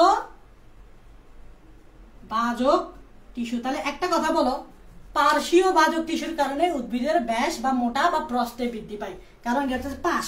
তো পাশে যে ভাজক টিস্যু থাকবে তাকে বলবো পার্শ্বীয় ভাজক টিস্যু। আরো দুইটা কাজ আছে, খেয়াল করবা, আরো দুইটা কাজ আছে, সেই দুইটা কাজ আমরা জেনে ফেলছি ইতিমধ্যে। সেটা হচ্ছে আমরা একটু আগেই দেখছি স্থায়ী টিস্যুর সংখ্যা বাড়ে কিভাবে, বা স্থায়ী টিস্যু বিভাজনে অক্ষম হলে কিভাবে তার সংখ্যা বাড়ে, একটু আগে আনসারটা দিচ্ছি। সেটা হচ্ছে ভাজক টিস্যু হতে। তার মানে ভাজক টিস্যু একটা কাজ হচ্ছে কি? ভাজক টিস্যু হতে স্থায়ী টিস্যু সৃষ্টি, ভাজক টিস্যু হতে স্থায়ী টিস্যুর সৃষ্টি। আরেকটা কাজ কি দেখো, তোমরা জানো, তোমরা যদি কোনো একটা গাছ যদি কোনো জায়গায় ক্ষত হয়ে যায়, বা আমি গাছ না বলে আমি তোমাদের কথা বলি, তাহলে তোমাদের এক্সাম্পল দিলে ভালো হয়, মানুষের এক্সাম্পল দিই। দেখবা যে আমাদের অনেক সময় এখানে কেটে যায়, মানে এই জায়গায় ক্ষত হয়ে যায়। তো এই জায়গায় ক্ষত হলে কি হয়? কিছুদিন পর এই ক্ষতটা আবার ঠিক হয়ে যায়। কেন ঠিক হয়ে যায় বলি? কারণ এই জায়গায় যখন ক্ষত হয়ে যায় তখন এই জায়গার যে কোষগুলো ছিল এগুলো মারা গেছে, কারণ কেটে গেছে, তো ক্ষত হয়ে গেছে, ক্ষত হওয়ার কারণে এই জায়গার কোষগুলো মারা গেছে। এখন এই জায়গার কোষগুলো যে তোর এই জায়গাটা ফাঁকা হয়ে গেছে না, এই ফাঁকা হওয়া জায়গাটাকে এখন আমাকে ফিল আপ করতে হবে না। তো ফিল আপ করবো কি দিয়ে? নতুন কোষ দিয়ে। তাই এই জায়গায় ক্ষতস্থানে আশেপাশে যে কোষগুলো আছে সেগুলো বিভাজিত হয়ে এই জায়গাটা ফিল আপ করে দিবে। এটা ক্ষতস্থানে আশেপাশে যে কোষগুলো থাকবে সেগুলো বিভাজিত হবে, বিভাজিত হয়ে নতুন কোষ বাড়াবে, নতুন কোষ বাড়ায় এই জায়গাটা ফিল আপ করে দিবে।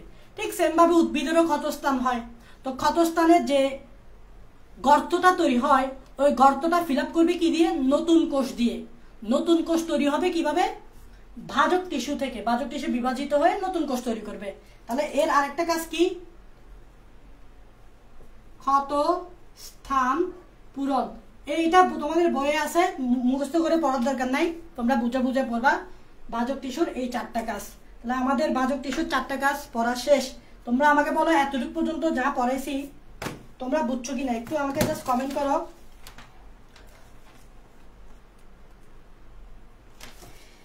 এতটুকু পর্যন্ত যা পড়াইছি তোমরা একটু বুঝছো কিনা একটু কমেন্টে জানাও।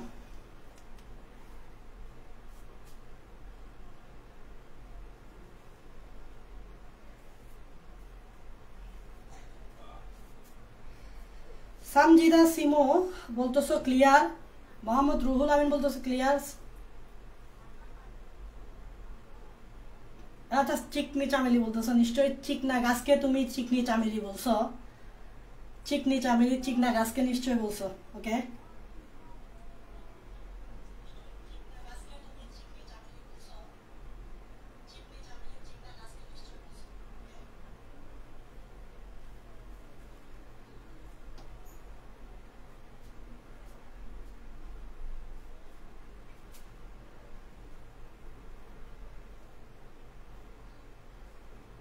আচ্ছা তোমাদের এই পর্যন্ত কোনো প্রশ্ন থাকলে একটু আমাকে তাড়াতাড়ি কমেন্টে জানাও। এখন প্রশ্ন থাকলে জিজ্ঞেস করতে পারো। তোমরা একটু জানাও এই পর্যন্ত তোমাদের কোনো প্রশ্ন আছে কিনা।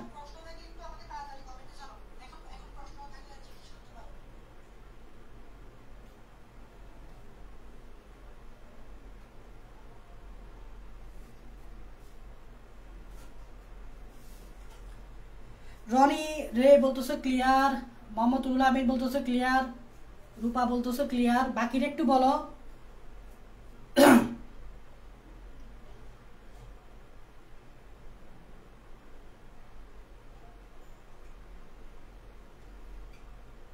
আশিকুর বলতেছো ক্লিয়ার, গালিব বলতেছো ক্লিয়ার, আইনুল নিশাদ বলতেছো ক্লিয়ার।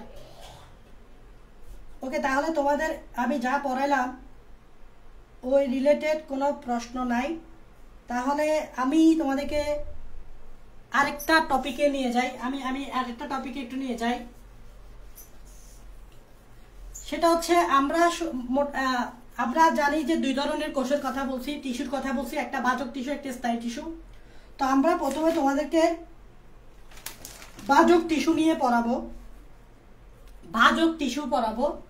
তো আমি তোমাদেরকে বলি একটা ভাজক টিস্যু অনেকগুলা ভাজক কোষ থাকবে, এটা স্বাভাবিক। আমি একটু আগে বলছি যে একটা টিস্যুতে অনেকগুলো কোষ থাকবে, তার মানে একটা ভাজক টিস্যুতে অনেকগুলো কোষ থাকবে। তো তোমরা যদি তোমাদের বইয়ের প্রথম পৃষ্ঠাটা দেখো, তোমাদের বইয়ের প্রথম পৃষ্ঠায় একটা ভাজক টিস্যুর চিত্র দেওয়া আছে। প্রথমে আমি দেখাচ্ছি একটা ভাজক টিস্যুর চিত্র। এরকম বেনজিন, তোমরা সবাই বেনজিন আঁকতে পারো না? এই যে বেনজিনের মতো একটা চিত্র আছে, এটা একটা বেনজিন। এদিক দিয়ে পাশে দিয়ে আরেকটা বেনজিন আঁকবা, এভাবে পাশ দিয়ে বেনজিন আঁকবা, পাশাপাশি আঁকবা, উপর নিচে আঁকবা, এরকম আর কি। পাশাপাশি আঁকছো, এবার উপর নিচে আঁকো। এই যে এদিক দিয়ে একটা আঁকো, কোনো গ্যাপ দিয়ে আঁকা যাবে না, এভাবে আঁকতে হবে। তো মোটামুটি এভাবে আঁকলাম। হচ্ছে বেনজিন, অনেকগুলো একসাথে রাখতে হবে, কখনো আলাদা করে আঁকবা না, একসাথে এভাবে রাখবা। এবং এভাবে একটা বড় বড় নিউক্লিয়াস থাকবে, এভাবে অনেক বড় একটা নিউক্লিয়াস, অনেক বড় নিউক্লিয়াস, অনেক বড় নিউক্লিয়াস। একটু খেয়াল রাখবা। ভাজক, এটা একটা ভাজক কোষ, এটা একটা ভাজক কোষ, এটা একটা ভাজক কোষ, এটা একটা ভাজক কোষ, এটা একটা ভাজক কোষ। এই ভাজক কোষটা দেখতে বেনজিনের মতো ষড়ভুজাকার এবং অনেক বড় একটা নিউক্লিয়াস থাকবে, অনেক বড়। এবং ভিতরে তোমরা জানো কি আছে? ভিতরে আছে সাইটোপ্লাজম। এই যে সাইটোপ্লাজমগুলো থাকবে এগুলো অনেক বেশি পরিমাণে দিতে হবে। এই দেখো আমি একদম ঘন করে দিচ্ছি, এটাকে বলা হয় ঘন সাইটোপ্লাজম। এগুলো কারণটা আছে, তোমরা অনেকেই কিন্তু জানো না যে বড় নিউক্লিয়াস কেন দিব ভাইয়া, কেন একদম ঘন করে সাইটোপ্লাজম দিব, এগুলো লজিক আছে। এই দেখো অনেক ঘন করে সাইটোপ্লাজম তোমাদেরকে এখানে দিতে হবে, অনেক ঘন, দেখছো অনেকগুলো, অনেক পরিমাণে দিচ্ছি আমি। তার মানে এটাকে বলা হয় ঘন সাইটোপ্লাজম। তার মানে খেয়াল রাখবা, ভাজক কোষে তোমাকে বড় নিউক্লিয়াস দিতে হবে, ঘন সাইটোপ্লাজম দিতে হবে। আর একটা মোস্ট ইম্পর্টেন্ট, এটাকে কি বলে, কোষ প্রাচীর বলে না, এটাকে বলা হয় কোষ প্রাচীর। কোষ প্রাচীর দিতে হবে একদম পাতলা। তার মানে খেয়াল রাখবে এটা হচ্ছে কি, পাতলা কোষ প্রাচীর। এগুলো সবগুলোর রিজন আছে, কেন ভাইয়া পাতলা কোষ প্রাচীর দিব, কেন ভাইয়া ঘন সাইটোপ্লাজম দিব, কেন বড় নিউক্লিয়াস দিব, সবগুলোর কারণ আছে। এবং খেয়াল করবে এগুলো সব ঘেঁষাঘেঁষি করে দিবা, ঘেঁষাঘেঁষি করে দিবা, ফাঁক দিবা না কোনো। তুমি দেখো এই কোষের সাথে এই কোষের কোনো ফাঁক আছে নাই, এই কোষের সাথে এই কোষের কোনো ফাঁক আছে নাই, এই কোষের সাথে এই কোষের কোনো ফাঁক আছে নাই, কোনো ফাঁক দেওয়া যাবে না। এটাকে বলা হচ্ছে, এগুলোকে বলা হচ্ছে একসাথে বলা হচ্ছে, এগুলোকে বলা হচ্ছে আদর্শ ভাজক কোষ, এগুলোকে বলা হচ্ছে আদর্শ ভাজক কোষ। এখন তোমরা বলবা ভাইয়া আদর্শ বলার কারণটা কি? আমরা সবসময় বলি দেখবা যে আদর্শবান মানুষ হও, আদর্শবান মানুষ হও। তাহলে এখানে আদর্শ শব্দটা হচ্ছে এমন একটা শব্দ যেটা দ্বারা বুঝাতে হচ্ছে একদম পরিপূর্ণ। আদর্শ শব্দটার মিনিং হচ্ছে একদম পরিপূর্ণ। কিন্তু তোমরা জানো বাস্তব জগতে পরিপূর্ণ বলতে কিছু নেই, অপরিপূর্ণ থাকতে পারে, অপরিপূর্ণ থাকে। পরিপূর্ণ বা আমরা মানুষের কথা বলি, আমরা যখন বলি যে আমরা মানুষের প্রত্যেকেরই কিন্তু কিছু না কিছু সমস্যা আছে, ভুল আছে, আমরা কেউ একেবারে 100% পারফেক্ট না, আমরা এটা বলি। তাহলে আমরা কেউই একেবারে আদর্শ না বা পরিপূর্ণ না। ঠিক সেম ভাবে আমাদের কোষও কিন্তু আদর্শ না, মানে পরিপূর্ণ না। আমাদের কোষও কিন্তু, কোষেরও কিন্তু অনেক কিছু মিস থাকে। যেমন আমি বলি, তোমরা যখন একটা তোমাদের প্রথম অধ্যায়ে যখন আদর্শ উদ্ভিদ কোষের ফিগার দেখো, দেখবা যে আদর্শ কেন বলছে, কারণ এখানে সবগুলা অঙ্গাণু থাকে, প্লাস্টিড, মাইটোকন্ড্রিয়া, গোলকি বডি, লাইসোসোম, বড় কোষ গহ্বর, সব কিছু থাকে। কিন্তু বাস্তবে এই সকল উপাদান সবগুলাই যে কোষে থাকবে এমন কোনো কথা না। যেমন আমি উদ্ভিদ কোষের কথা বলি, উদ্ভিদ কোষে বড় কোষ গহ্বর থাকে, প্রাণী কোষে কি বড় কোষ গহ্বর থাকে? থাকে না। তারপর আমি যদি বলি যে আদি কোষে সবগুলো অঙ্গাণু থাকে না, তাহলে দেখো সবগুলো জিনিস যে থাকবে তা না, তো কেউ পরিপূর্ণ না। কিন্তু আমরা স্টাডি করার সুবিধার্থে, আমরা আদর্শ ধরে নিই, মানে সবগুলো আছে এরকম ধরে নিই। যেমন তোমরা যে আদর্শ উদ্ভিদ কোষ আঁকো, এখানে সবকিছুই কিন্তু দাও, কিন্তু বাস্তবে সবগুলো থাকে না কোষে, কিছু কোষে কিছুটা মিসিং থাকে। যেমন কিছু কোষে গোলগি বডি নাই, কিছু কোষে মাইটোকন্ড্রিয়া নাই, কিছু কোষে লাইসোসোম নাই। সো এগুলো আদর্শ না। সো স্টাডি করার সুবিধার্থে আমরা এগুলোকে আদর্শ ধরে নিই। ঠিক সেম ভাবে এটাকে আমরা আদর্শ ধরে নিয়েছি, কিন্তু বাস্তবে ভাজক কোষগুলো এরকম না, কিন্তু প্রায় এরকম। বাস্তবে ভাজক কোষগুলো এরকম না, কিন্তু প্রায় এরকম। এটাকে বলা হয় আদর্শ, কিন্তু বাস্তবে কিরকম থাকে দেখো। বাস্তবে এটার মতো, এই দেখো, ধরে নাও তুমি এটা একটা উদ্ভিদের কাণ্ড, এটা একটা উদ্ভিদের কাণ্ড, এই কাণ্ডটাকে তুমি দুই ভাবে স্লাইস করতে পারো। একটা হচ্ছে এভাবে পাশ দিয়ে কাটছো, এটাকে বলা হয় প্রস্থ। প্রস্থ দিয়ে কাটলে এটাকে বলা হয় প্রস্থচ্ছেদ, গোল করে কাটা। শশা, এটা যদি শশা হয়, শশারে তুমি যখন গোল করে কাটো ওইটারে বলে প্রস্থচ্ছেদ, গোল করে কাটছো। আর শশাকে যখন তুমি এভাবে লম্বা করে কাটো তখন এটাকে বলে লম্বচ্ছেদ। তাহলে এভাবে কাটলে প্রস্থচ্ছেদ, আর তুমি যদি এভাবে কাটো, লম্বা করে কাটো, এটাকে বলে লম্বচ্ছেদ। ঠিক সেম ভাবে তুমি যদি লম্বা করে কাটো তাহলে মাইক্রোস্কোপে ভাজক কোষগুলোকে লম্বা লম্বা লম্বা দেখবা, মানে এরকম দেখবা। দেখো এই দেখো ভাজকগুলোকে এরকম দেখবা, এটার মতো, বাট অলমোস্ট এটার মতো, অলমোস্ট এটার মতো। দেখো এই অলমোস্ট দেখছো, এটার মতো, অলমোস্ট এটার মতো। এই দেখো অলমোস্ট এটার মতো। এই বাস্তবে ভাজক কোষগুলো অলমোস্ট এটার মতো, দেখছো? এটাকে আমি লম্বা করে কাটছি বিধায় লম্বা দেখাচ্ছে। এই দেখো বড় বড় নিউক্লিয়াস লম্বা করে থাকবে, বড় নিউক্লিয়াস, বড় নিউক্লিয়াস লম্বা করে থাকবে। এটাকে বলা হয় লম্বচ্ছেদ। কেননা এটাকে আমি কি করে কাটছি? লম্বা করে কাটছি, তাই লম্বচ্ছেদ। তাহলে এটা কি? ভাজক কোষের লম্বচ্ছেদ। এই কোষটার একটা নাম আছে, এটাকে বলা হয় ক্যাম্বিয়াম। তোমরা ক্যাম্বিয়াম কি এখন হয়তো বুঝবা না, আরেকটু পরে যাব আমরা, আরেকটু পর গেলে বুঝবা। এই ক্যাম্বিয়াম এমনি মনে রাখো, ক্যাম্বিয়াম হচ্ছে ভাজক কোষ। ক্যাম্বিয়াম হচ্ছে বাজক কোষ, এটা মাথায় রাখো। লম্বা করে কাটলে এভাবে দেখবা, আর যদি গোল করে, আর যদি এভাবে গোল করে কাটো, গোল করে কাটলে লম্বা দেখবা না, এরকম ফ্ল্যাট দেখবা, ফ্ল্যাট। তাহলে দেখো গোল করে যদি কাটো, মানে এইভাবে যদি কাটো, এইভাবে গোল করে যদি কাটো, তাহলে এরকম ফ্ল্যাট দেখবা। তাহলে দেখো কিরকম হয়, এই দেখো এরকম ফ্ল্যাট, দেখছো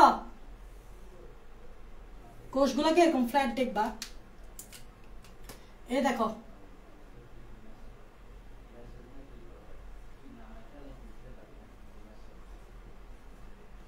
এটা একটা বাজক কোষ, এটা একটা বাজক কোষ, এটা একটা বাজক কোষ, এটা একটা বাজক কোষ, এটা একটা বাজক কোষ, এটা একটা বাজক কোষ। এটা তুমি গোল করে কাটছো বিনা এটা এভাবে দেখাচ্ছে। এটাকে বলা হয় প্রস্থচ্ছেদ। এটাকে কি বলে? এটাকে বলা হয় প্রস্থচ্ছেদ।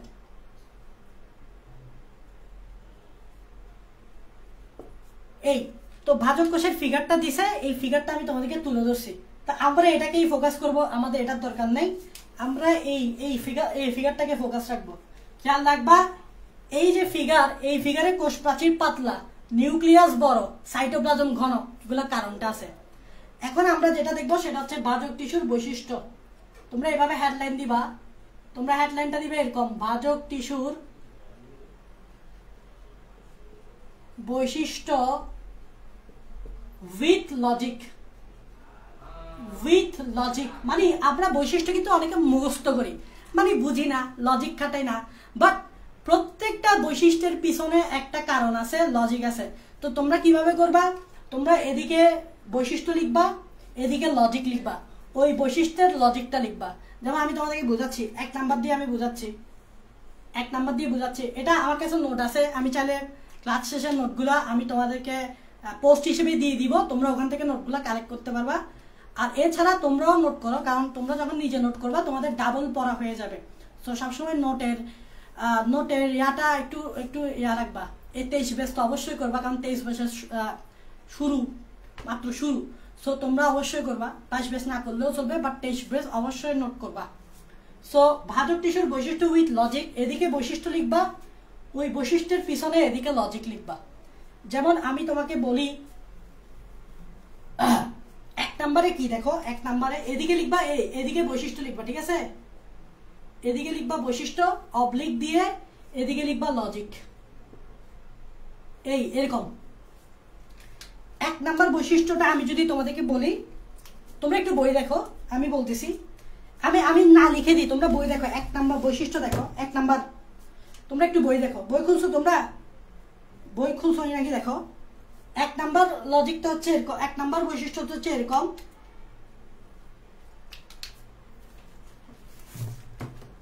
সেটা হচ্ছে কোষগুলো জীবিত, কোষগুলো জীবিত এবং অপেক্ষাকৃত ছোট, মানে ছোট, কোষগুলো ছোট, এবং আরেকটা বলছে সমবেশীয়। একটা জিনিস খেয়াল রাখবা, কি বলছে? কোষগুলা ছোট, কোষগুলা ছোট এবং সমবেশীয়। আবার আমি এখানে লিখে দিচ্ছি, দেখো, কোষগুলো জীবিত, জীবিত, অপেক্ষাকৃত ছোট, অপেক্ষাকৃত ছোট কোষ, এই দেখো এই কোষ, এই কোষগুলো জীবিত, প্রত্যেকটা কোষ জীবিত, এবং অপেক্ষাকৃত গুলো সাইজে ছোট, এই কোষটা ছোট, এই কোষটাও ছোট, এই কোষটাও ছোট, এই কোষটাও ছোট, এই কোষটাও ছোট। আবার প্রত্যেকটা কোষ সমবেশীয়। আচ্ছা, সমবেশীয় মানে বুঝো তো, সম মানে সমান, বেশীয় মানে ব্যাস, ব্যাস সমান, ব্যাস মানে ওই মোটাটা। খেয়াল রাখো, এই দেখো আমি দেখাচ্ছি, এই ব্যাসটা যতটুকু, ব্যাস সবসময় এভাবে দেখে, এভাবে, এই যে এটা ব্যাস, তোমরা বৃত্তের ব্যাস তো পারো, এই যে ব্যাস সবসময় এরকম, এটা ব্যাস, এই ব্যাসটা যতটুকু হবে এই কোষের ব্যাসটাও ঠিক ততটুকু হবে, এই কোষের ব্যাসটাও ঠিক ততটুকু হবে, সেম হইতে হবে, এই কোষের ব্যাসটাও ঠিক সেম হইতে হবে, এই কোষের ব্যাসটাও ঠিক ততটুকু হইতে হবে, এটাকে বলে সমবেশীয়। সো প্রত্যেকটা কোষের ব্যাসটা সমান, ব্যাসটা কি, প্রত্যেকটা কোষের ব্যাসটা হচ্ছে সমান। এখন এগুলার কারণটা কি? প্রথমে আসলে জীবিত লজিকটা দিচ্ছি, আমি নোট দিয়ে দিব, ওই নোটটা শেয়ার করছি মনে হয়, পোস্টে মনে একটা নোট শেয়ার করছি, ওইখানেই আছে। সেটা হচ্ছে জীবিত কেন, এটার পেছনে লজিকটা দিবা এরকম, আমি নোট দিয়ে দিব, ওই নোটটা তোমরা খাতায় তুলে ফেলবা। জীবিত থাকার লজিকটা হচ্ছে যে জীবিত না হলে কি কোষ বিভাজন সম্ভব? তুমি বলো, তুমি এখন জীবিত, তুমি লম্বায় বাড়বা, কিন্তু একটা মৃত মানুষ যদি তুমি ফেলায় রাখো বা কবর না দিয়ে যদি ফেলায় রাখো, এই মৃত কোষটা, এই মৃত মানুষটা তো উল্টা পারবে না, উল্টো তোমার পচে মাটির সাথে মিশে যাবে। তাহলে একটা মানুষ জীবিত থাকা মানে তার কোষগুলো জীবিত, তার কোষগুলো জীবিত থাকলে তার কোষের বিভাজন সম্ভব, কোষ বিভাজিত হবে, কোষ বিভাজিত হলে সে বাড়বে। তাহলে চিন্তা করো, ভাজক টিস্যুর কাজ তো বাড়া, নামে ভাজক আছে, ভাজক, সে তার কাজ হচ্ছে বাড়া। বাড়বে কখন? জীবিত থাকলে না মৃত থাকলে? অবশ্যই জীবিত থাকলে। তাহলে কোষগুলো জীবিত, তার মানে জীবিত থাকার লজিক কি? যদি কোষগুলো জীবিত থাকে তাহলে কোষ বিভাজিত হবে, আর কোষ বিভাজিত হলে উদ্ভিদ লম্বায় বাড়বে, পাশে দিয়ে বাড়বে। এটা হচ্ছে জীবিত থাকার লজিক। ছোট থাকার লজিকটা কি?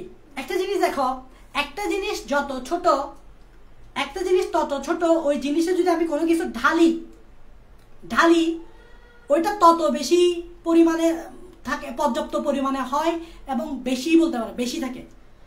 আমি আমি একটা কথা বলি, একটা ছোট গ্লাস, আমি একটা এক্সাম্পল দিই। এটা একটা ছোট গ্লাস, এটা একটা বড় গ্লাস, এটা একটা ছোট গ্লাস, এটা হচ্ছে কি একটা বড় গ্লাস। এখন এই ছোট গ্লাসে যদি আমি সামান্য পরিমাণ দুধও দিই, এখানে পর্যাপ্ত পরিমাণ দুধ হবে, পুরো গ্লাসটাই ভরে যাবে। সো এখানের যে দুধগুলো থাকবে ওই দুধগুলো অনেক ঘন হবে, মানে অনেক বেশি পরিমাণে থাকবে বলতে পারো, অনেক ঘন হবে। এইখানে যে দুধগুলো দিব সাইজে ছোট হওয়াতে অল্প পরিমাণ দুধ দিলেই হয়ে যাবে এবং এটা পুরাটাই পুড়ে যাবে, এবং আমি বলতে পারবো দুধগুলো অনেক ঘন, যেহেতু সাইজে ছোট। ব্যাপারটা আমি আরেকটা বলি, বাংলাদেশের জনসংখ্যার ঘনত্ব বেশি কেন? কারণ বাংলাদেশের আয়তন ছোট কিন্তু জনসংখ্যা বেশি। খেয়াল করো, যখন আয়তনের তুলনায় জনসংখ্যা বেশি হয়ে যায় তখন আমরা বলি ঘনত্ব বেশি। তো এটার তার মানে আয়তন ছোট হলে ঘনত্ব বেশি হওয়ার সম্ভাবনা থাকে। তার মানে এই গ্লাসটার আয়তন ছোট বিদায় দুধ দিলে কিন্তু দুধটা মোটামুটি ঘন হয়ে যায়। কিন্তু এখানে যদি আমি অল্প পরিমাণ দুধ দেই, এটা ধরে নাও এতটুকু পূর্ণ হবে, বাকি অর্ধেকটা খালি থাকতেছে। তাহলে খেয়াল করো, বাকি অর্ধেক খালি থাকলে আমরা বলতে পারবো না এখানে পর্যাপ্ত পরিমাণ দুধ আছে, আমরা এটা বলতে পারি না, কারণ অর্ধেক গ্লাস না ভরছে, বাকি অর্ধেকটা তো ফাঁকা। তাহলে আমরা বলবো এখানে পর্যাপ্ত পরিমাণে কি নাই, দুধ নাই। তো এই ভাজক কোষগুলো যদি ছোট হয় তাহলে এখানে পর্যাপ্ত পরিমাণ যে দুধগুলো থাকে সেগুলো কি হবে? ঘন হবে। এইবার দেখো, এখানে একটা কথা বলছিল সাইটোপ্লাজম ঘন, এখানে একটা কথা বলছিল দেখো সাইটোপ্লাজম ঘন। এইবার তোমরা এটার সাথে এটা মিলাও, এটা সাইজে ছোট হওয়াতে ঘন হয়েছে আর এটা সাইজে বড় হওয়াতে কম ঘন হয়েছে। তাহলে খেয়াল রাখো, এই ভাজক কোষগুলো যেহেতু ছোট তাই এখানকার যে সাইটোপ্লাজম তাই ঘন হয়েছে, আর বড়গুলোতে সাইটোপ্লাজম ঘন হয় না, পাতলা হয়। এইবার তোমরা লজিকটা পাইছো যে এটা ছোট হওয়ার কারণটা কি। যদি এটা গ্লাসের মতো ছোট হয় তাহলে দুধ ঢাললেই কিন্তু পুরোটা গ্লাস ভরে যাবে এবং আমরা বলে ফেলতে পারবো এখানে দুধ ঘন। কিন্তু এটা সাইজে বড় হলে অল্প দুধ ঢাললে অর্ধেক পূরণ হচ্ছে, বাকি অর্ধেক পূরণ হচ্ছে না, আমরা বলবো যে এখানে তো অর্ধেক ফাঁকা, তাহলে এখানে দুধ ঘন না। তো সাইটোপ্লাজম ঘন থাকার জন্যই মূলত এদের সাইজটা ছোট। আশা করি এখন এই জিনিসটা তোমরা রিলেট করতে পারছো 1 নাম্বার লজিকে। তাহলে আশা করি জীবিতর কারণটা বুঝছো, ছোটর কারণটা বুঝছো। এখন আসো বেশিওর কারণটা কি। সমবেশ, সবগুলো সমবেশ হইতেছে কেন? তোমরা জানো যে ভাজক টিস্যুর কাজ হচ্ছে বিভাজিত হওয়া। এখন তুমি বলো, এরা যদি সমান বেশিও না হয়, এক একটা কোষ এক এক ধরনের হয়ে যেত, এক এক আকৃতির হয়ে যেত, বিশৃঙ্খলা হইতো না। যেমন ধরে নাও, বা ভাগ করা যাইতো কিনা, ধরে নাও এটা খুব সুন্দর একটা জিনিস, খুব সুন্দর একটা, এটার স্ট্রাকচার খুব সুন্দর, এটার স্ট্রাকচার খুব সুন্দর, এইটারও স্ট্রাকচার খুব সুন্দর, দোনোটার ব্যাস সমান। এখন এটাকে আমি ভাগ করলে খুব সুন্দর করে এটা ভাগ হয়ে যাবে, খুব সুন্দর করে ভাগ হয়ে যাবে। কিন্তু খেয়াল করো, আমি এদিকে এভাবে একটা জিনিস নিলাম, এরকম একটা জিনিস নিলাম যেটার কোনো ব্যাস তো সমানই নাই। এদিক দিয়ে ব্যাস ছোট, এদিক দিয়ে বড়, এদিক দিয়ে ছোট, এদিক দিয়ে বড়, এদিক দিয়ে ছোট, এদিকে বড়। এই জিনিসটাকে যদি তুমি ভাগ করতে যাও একদম বিশৃঙ্খলা হয়ে যাবে না, এলোমেলো হয়ে যাবে না? তার মানে সব জায়গায় ব্যাস তো সমান থাকতে হবে। ব্যাস যদি সমান থাকে তাহলে তোমার বিভাজনের পর যে কোষগুলো নতুন কোষ পাওয়া যাবে তাদের আকৃতিও সেম থাকবে। এখান থেকে আমি দেখো এটাকে ভাগ করার পর এখান থেকে যে চারটা ভাগ তৈরি হচ্ছে, এই একটা, এই একটা, এই একটা, এই একটা, সবার আকৃতি সমান হয়েছে না? এখন চিন্তা করো, আমি যদি এই জিনিসটাকে এভাবে ভাগ করতাম,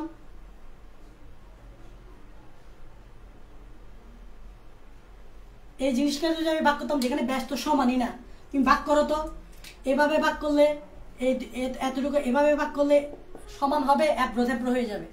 সো সমবেশীয় কিন্তু ফ্যাক্ট বিভাজনের জন্য, কারণ সমবেশীয় হলে কিন্তু বিভাজনের পর যে নতুন কোষগুলো তৈরি হবে তাদের আকৃতিও কিন্তু সেম হবে, সুন্দর হবে, একটা সুন্দর স্ট্রাকচার তৈরি হবে। এটাই হচ্ছে লজিক, যে জীবিত থাকার কারণ কি, ছোট থাকার কারণ কি, সমবেশীয় থাকার কারণ কি। আমি লজিকগুলো তোমাদেরকে পোস্ট করে দিব, তাহলে তোমরা এগুলা নোট করে ফেলতে পারবা। এটা হচ্ছে 1 নাম্বার কাহিনী। 2 নাম্বার কাহিনীটা তোমরা একটু দেখো। 2 নাম্বার কাহিনী কয়টা বলে একটু?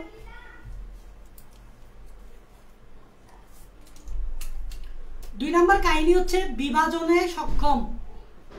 বিভাজনে সক্ষম। 2 নাম্বারে কি? 2 নাম্বারে হচ্ছে বিভাজনে সক্ষম। দেখো ভাই, ভাজক কোষের নাম হচ্ছে ভাজক।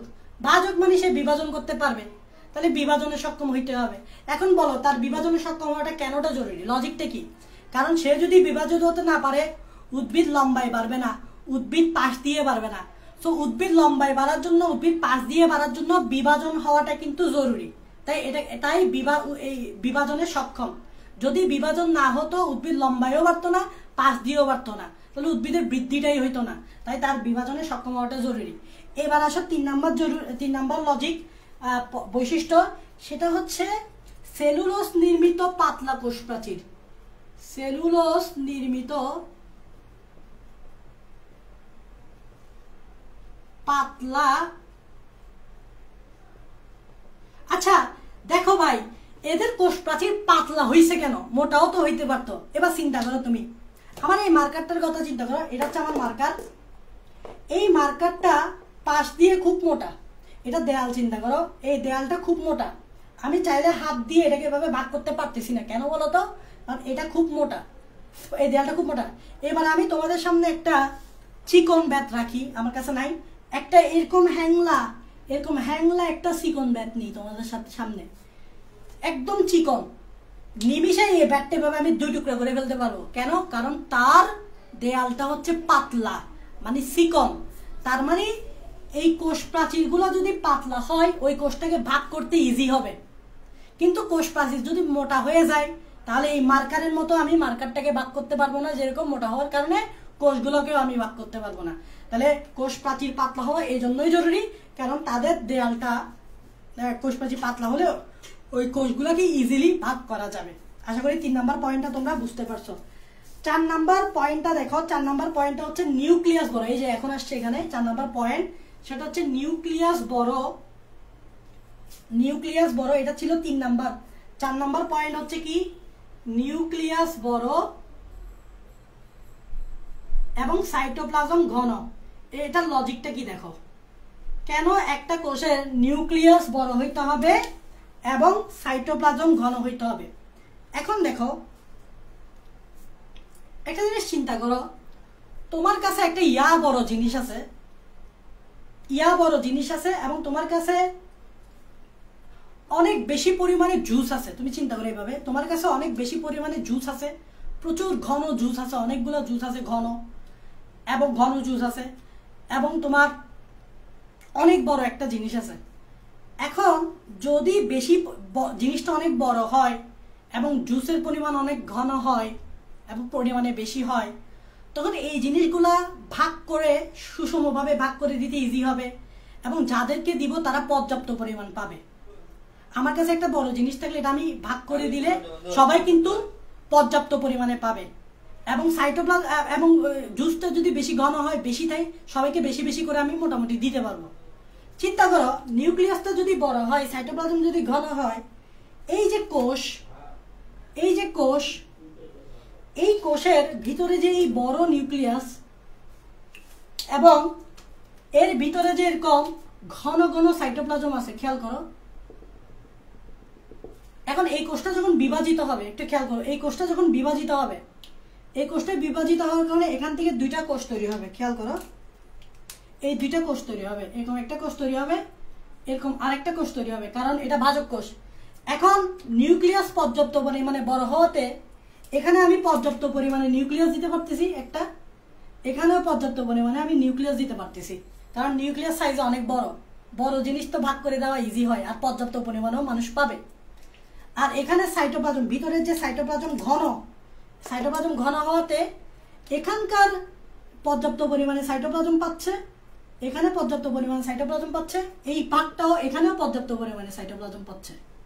তাহলে অ্যাকচুয়ালি আমরা যখন একটা কোষ থেকে যখন দুইটা নতুন কোষ তৈরি করি, ওই কোষগুলো যাতে পর্যাপ্ত পরিমাণে নিউক্লিয়াস পায় এবং পর্যাপ্ত পরিমাণে সাইটোপ্লাজম পায়, এটা করার জন্য অ্যাকচুয়ালি নিউক্লিয়াসটা বড় দেওয়া হয় এবং সাইটোপ্লাজমটা ঘন দেওয়া হয়।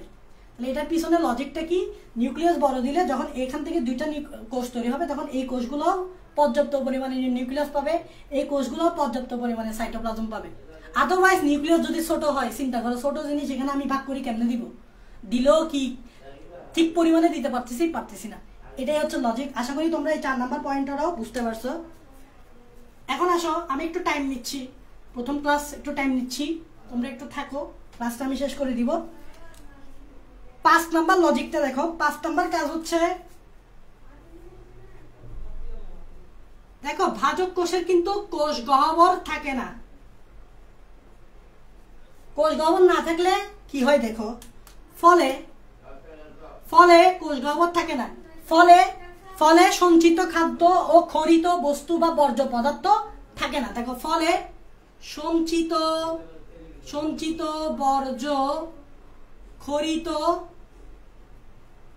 বস্তু বা পদার্থ থাকে না। এটার কারণটা কি? যে আমরা যখন ভাজক কোষ দেখবো তখন কিন্তু ওখানে কোষ গহ্বর পাবো না।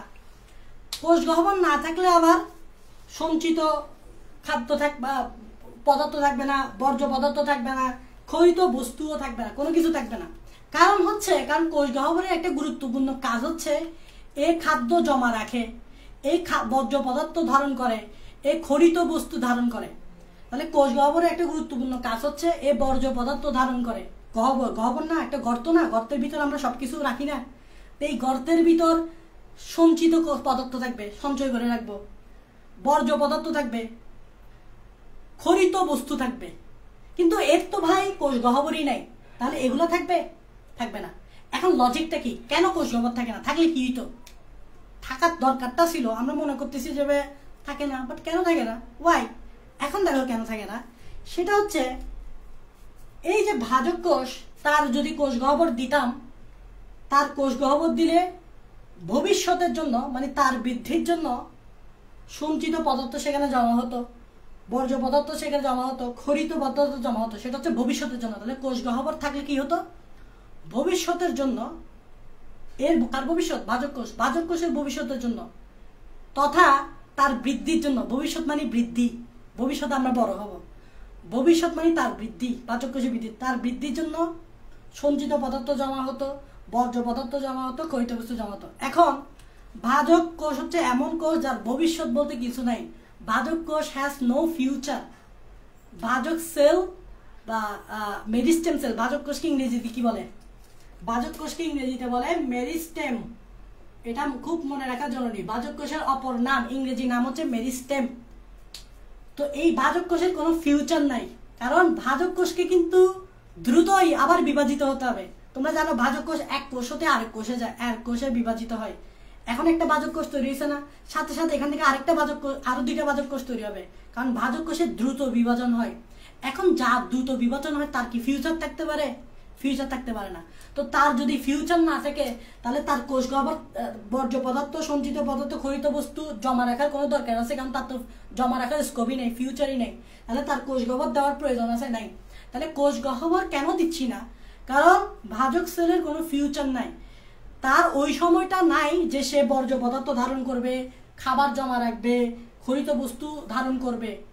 সো তাকে কোষ গহ্বর দিয়ে আমাদের লাভ নাই। সো তার কোষ গহ্বর থাকে না, কারণ তাকে দ্রুত বিভাজিত হবে, এক কোষ হতে আরো 2টা কোষে পরিণত হবে, আরো 2টা থেকে আরো 2টা। তো তার তো ফিউচার নাই, তার তো বৃদ্ধি নাই, তার ফিউচার নাই। ফলে তার কোষ গহ্বর দিয়ে আমার লাভ আছে, কারণ তার তো ফিউচারই নেই। আশা করি বুঝতে পারছো।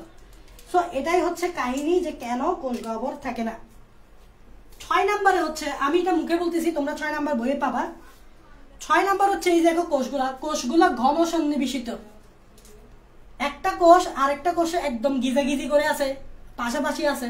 এই কোষ পাশাপাশি, এই কোষ পাশাপাশি, সবগুলো কোষ পাশাপাশি আছে, ফলে এই কোষের মধ্যে কোনো আন্তঃকোষীয় ফাঁক নাই। খেয়াল করবা, একটা কোষের সাথে আরেকটা কোষের কোনো ফাঁক নাই, আন্তঃকোষীয় ফাঁক নাই। তোমরা ফাঁক মানে তো বুঝো, মানে স্পেস। আন্ত মানে হচ্ছে দুটির মধ্যে, আন্ত মানে হচ্ছে দুটির মধ্যে। কিসের দুটির মধ্যে? দুইটা কোষের মধ্যে। তাহলে দুইটা কোষের মধ্যে যে ফাঁক তাকে বলা হয় আন্তঃকোষীয় ফাঁক। আন্ত মানে হচ্ছে দুটির মধ্যে। তাহলে দুইটা কোষের মধ্যে যে ফাঁক, তুমি একটু খেয়াল করবা, এই দুইটা কোষের মধ্যে কোনো ফাঁক নাই, এই দুইটা কোষের মধ্যে কোনো ফাঁক নাই, এই দুইটা কোষের মধ্যে কোনো ফাঁক নাই। তার মানে ভাজক টিস্যু একটা গুরুত্বপূর্ণ বৈশিষ্ট্য হচ্ছে তাদের আন্তঃকোষীয় ফাঁক থাকে না। প্রশ্ন হচ্ছে কেন থাকে না? কারণ তাদের আন্তঃকোষীয় ফাঁক যদি থাকতো তাহলে তাদের বিভাজনের পর আমরা তাদের বিভাজনটা আমরা ঠিক মতো করতে পারতাম না। তাদের বিভাজনটা ধরো নাও, এরকম দুইটা কোষ লেগে লেগে আছে, একদম দেখো লেগে লেগে আছে এই দুইটা কোষ। তো লেগে লেগে থাকলে কি হয়, আমি এভাবে সুন্দর করে ভাগ করে দিলে খুব সুন্দর করে আমি ভাগ করে ফেলতে পারবো। এখন চিন্তা করো, এই কোষটা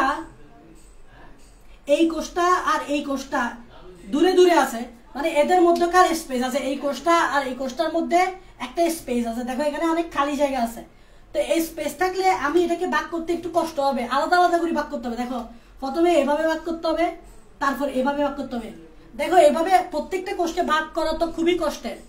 আমরা চেষ্টা করবো একবার ভাগ করে সবগুলো কোষকে ভাগ করে ফেলতে, বাট এখানে দেখো এটাকে আলাদা করে ভাগ করতে হচ্ছে, এটাকে আলাদা করে ভাগ করতে হচ্ছে, এটা অনেক কষ্ট হচ্ছে। তার মানে যদি ফাঁক থাকে তাহলে বিভাজন করতে একটু সমস্যা হয়, বিভাজন করতে একটু সমস্যা হয়। তাই এভাবে লেগে লেগে দেওয়া হয়। এগুলোকে লেগে লেগে দিলে এভাবে একটা রেখা টানলেই সুন্দর করে সবগুলা বিভাজন হয়ে যাবে, এভাবে একটা রেখা টানলে সুন্দর করে সবগুলা বিভাজন হয়ে যাবে। তো ফাঁক থাকলে সমস্যা। ব্যাপারটা আমি একটু কেক দিয়ে বুঝাই। তোমরা বার্থডে কেক কাটো না, এভাবে গোল করে একটা বার্থডে কেক কাটো। তো সবাই কি করো, কাটার সময় এভাবে ভাগ করে ফেলো, প্রথমে এভাবে ভাগ করে ফেলো। ভাগ করার ফলে সবাই সুন্দর করে কেক পেয়ে যায় ঠিক পরিমাণে, কারণ এখানে কোনো আন্তঃকোষীয় ফাঁক নাই। এখন চিন্তা করো, কিছু খাদক আছে যারা কিন্তু তর সইতে পারে না, তারা কি করবে, তুমি কাটার আগেই, যেহেতু তোমার বার্থডে, তুমি কাটার আগে এখান থেকে আস্তে করে খেয়ে ফেলবে। এই পার্টটা খেয়ে ফেলছে, ধরে নাও এতটুকু গম। এখন তুমি যখন দেখছো কি রে এটা খাইলো কে, এবং তুমি যখন এটা ভাগ করতে যাবা, দেখো এই জায়গায় যখন ভাগ করতে যাবা তখন পড়বা মহা মুশকিলে। এই জায়গায় যখন ভাগ করতে যাবা তখন পড়বা মহা মুশকিলে। আর এই পার্টটা গেছে কেমনে ভাগ করবা?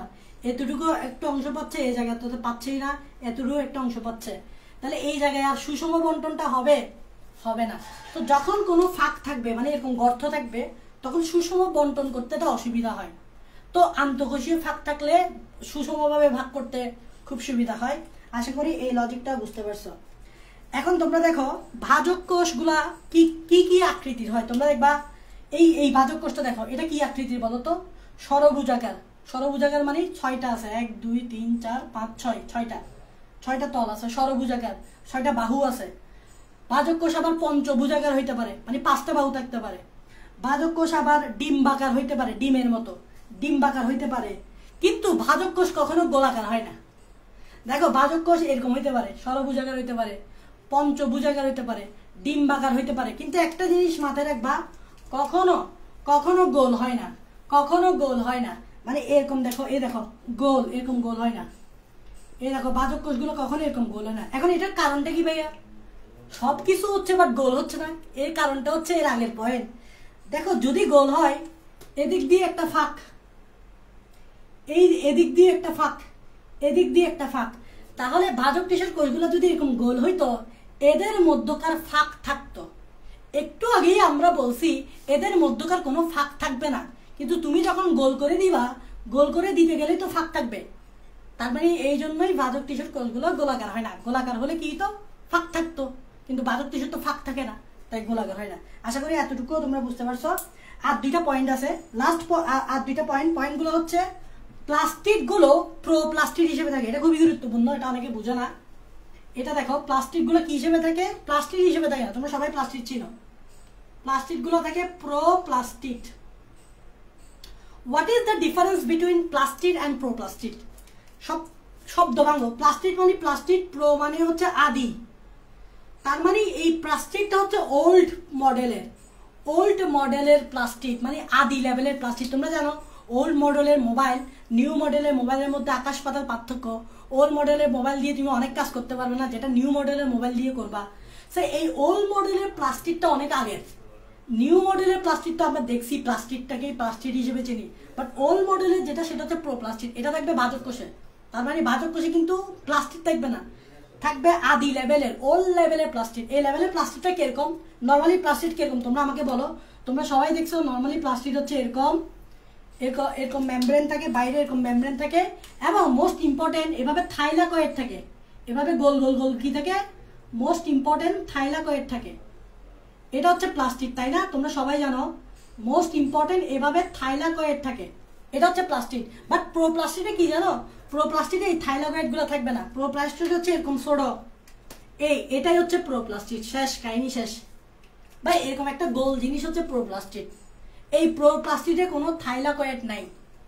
তাহলে খেয়াল করবা প্রো প্লাস্টিক, এটাই হচ্ছে প্রো প্লাস্টিক। দেখো এটার আর এটার মধ্যে পার্থক্য দেখো, আকাশ পাতাল পার্থক্য। এই প্রো প্লাস্টিকে কোনো ভিতরে কোনো থাইলাকয়েড নাই। তুমি আমাকে বলো থাইলাকয়েড যদি না থাকে ফটোসিনথেসিস হবে, সালোক সংশ্লেষণ হবে? হবে না। প্লাস্টিকের সালোক সংশ্লেষণ কেন হয়? কারণ থাইলাকয়েড থাকে, কিন্তু এখানে কোনো থাইলাকয়েড নাই। তাহলে এখানে কোনো কি হবে না? No photosynthesis. আচ্ছা বলো প্রো প্লাস্টিকে যদি ফটোসিনথেসিস নাই, হয় নাই কেন বলো তো? কারণ থাইলাকয়েড নাই। থাইলাকয়েড না থাকলে ফটোসিনথেসিস হবে না। এখন ফটোসিনথেসিস যদি না হয় খাবার তৈরি করতে পারবে? খাবার তৈরি করতে পারবে? পারবে না, কারণ নো ফটোসিনথেসিস মিন্স নো খাবার।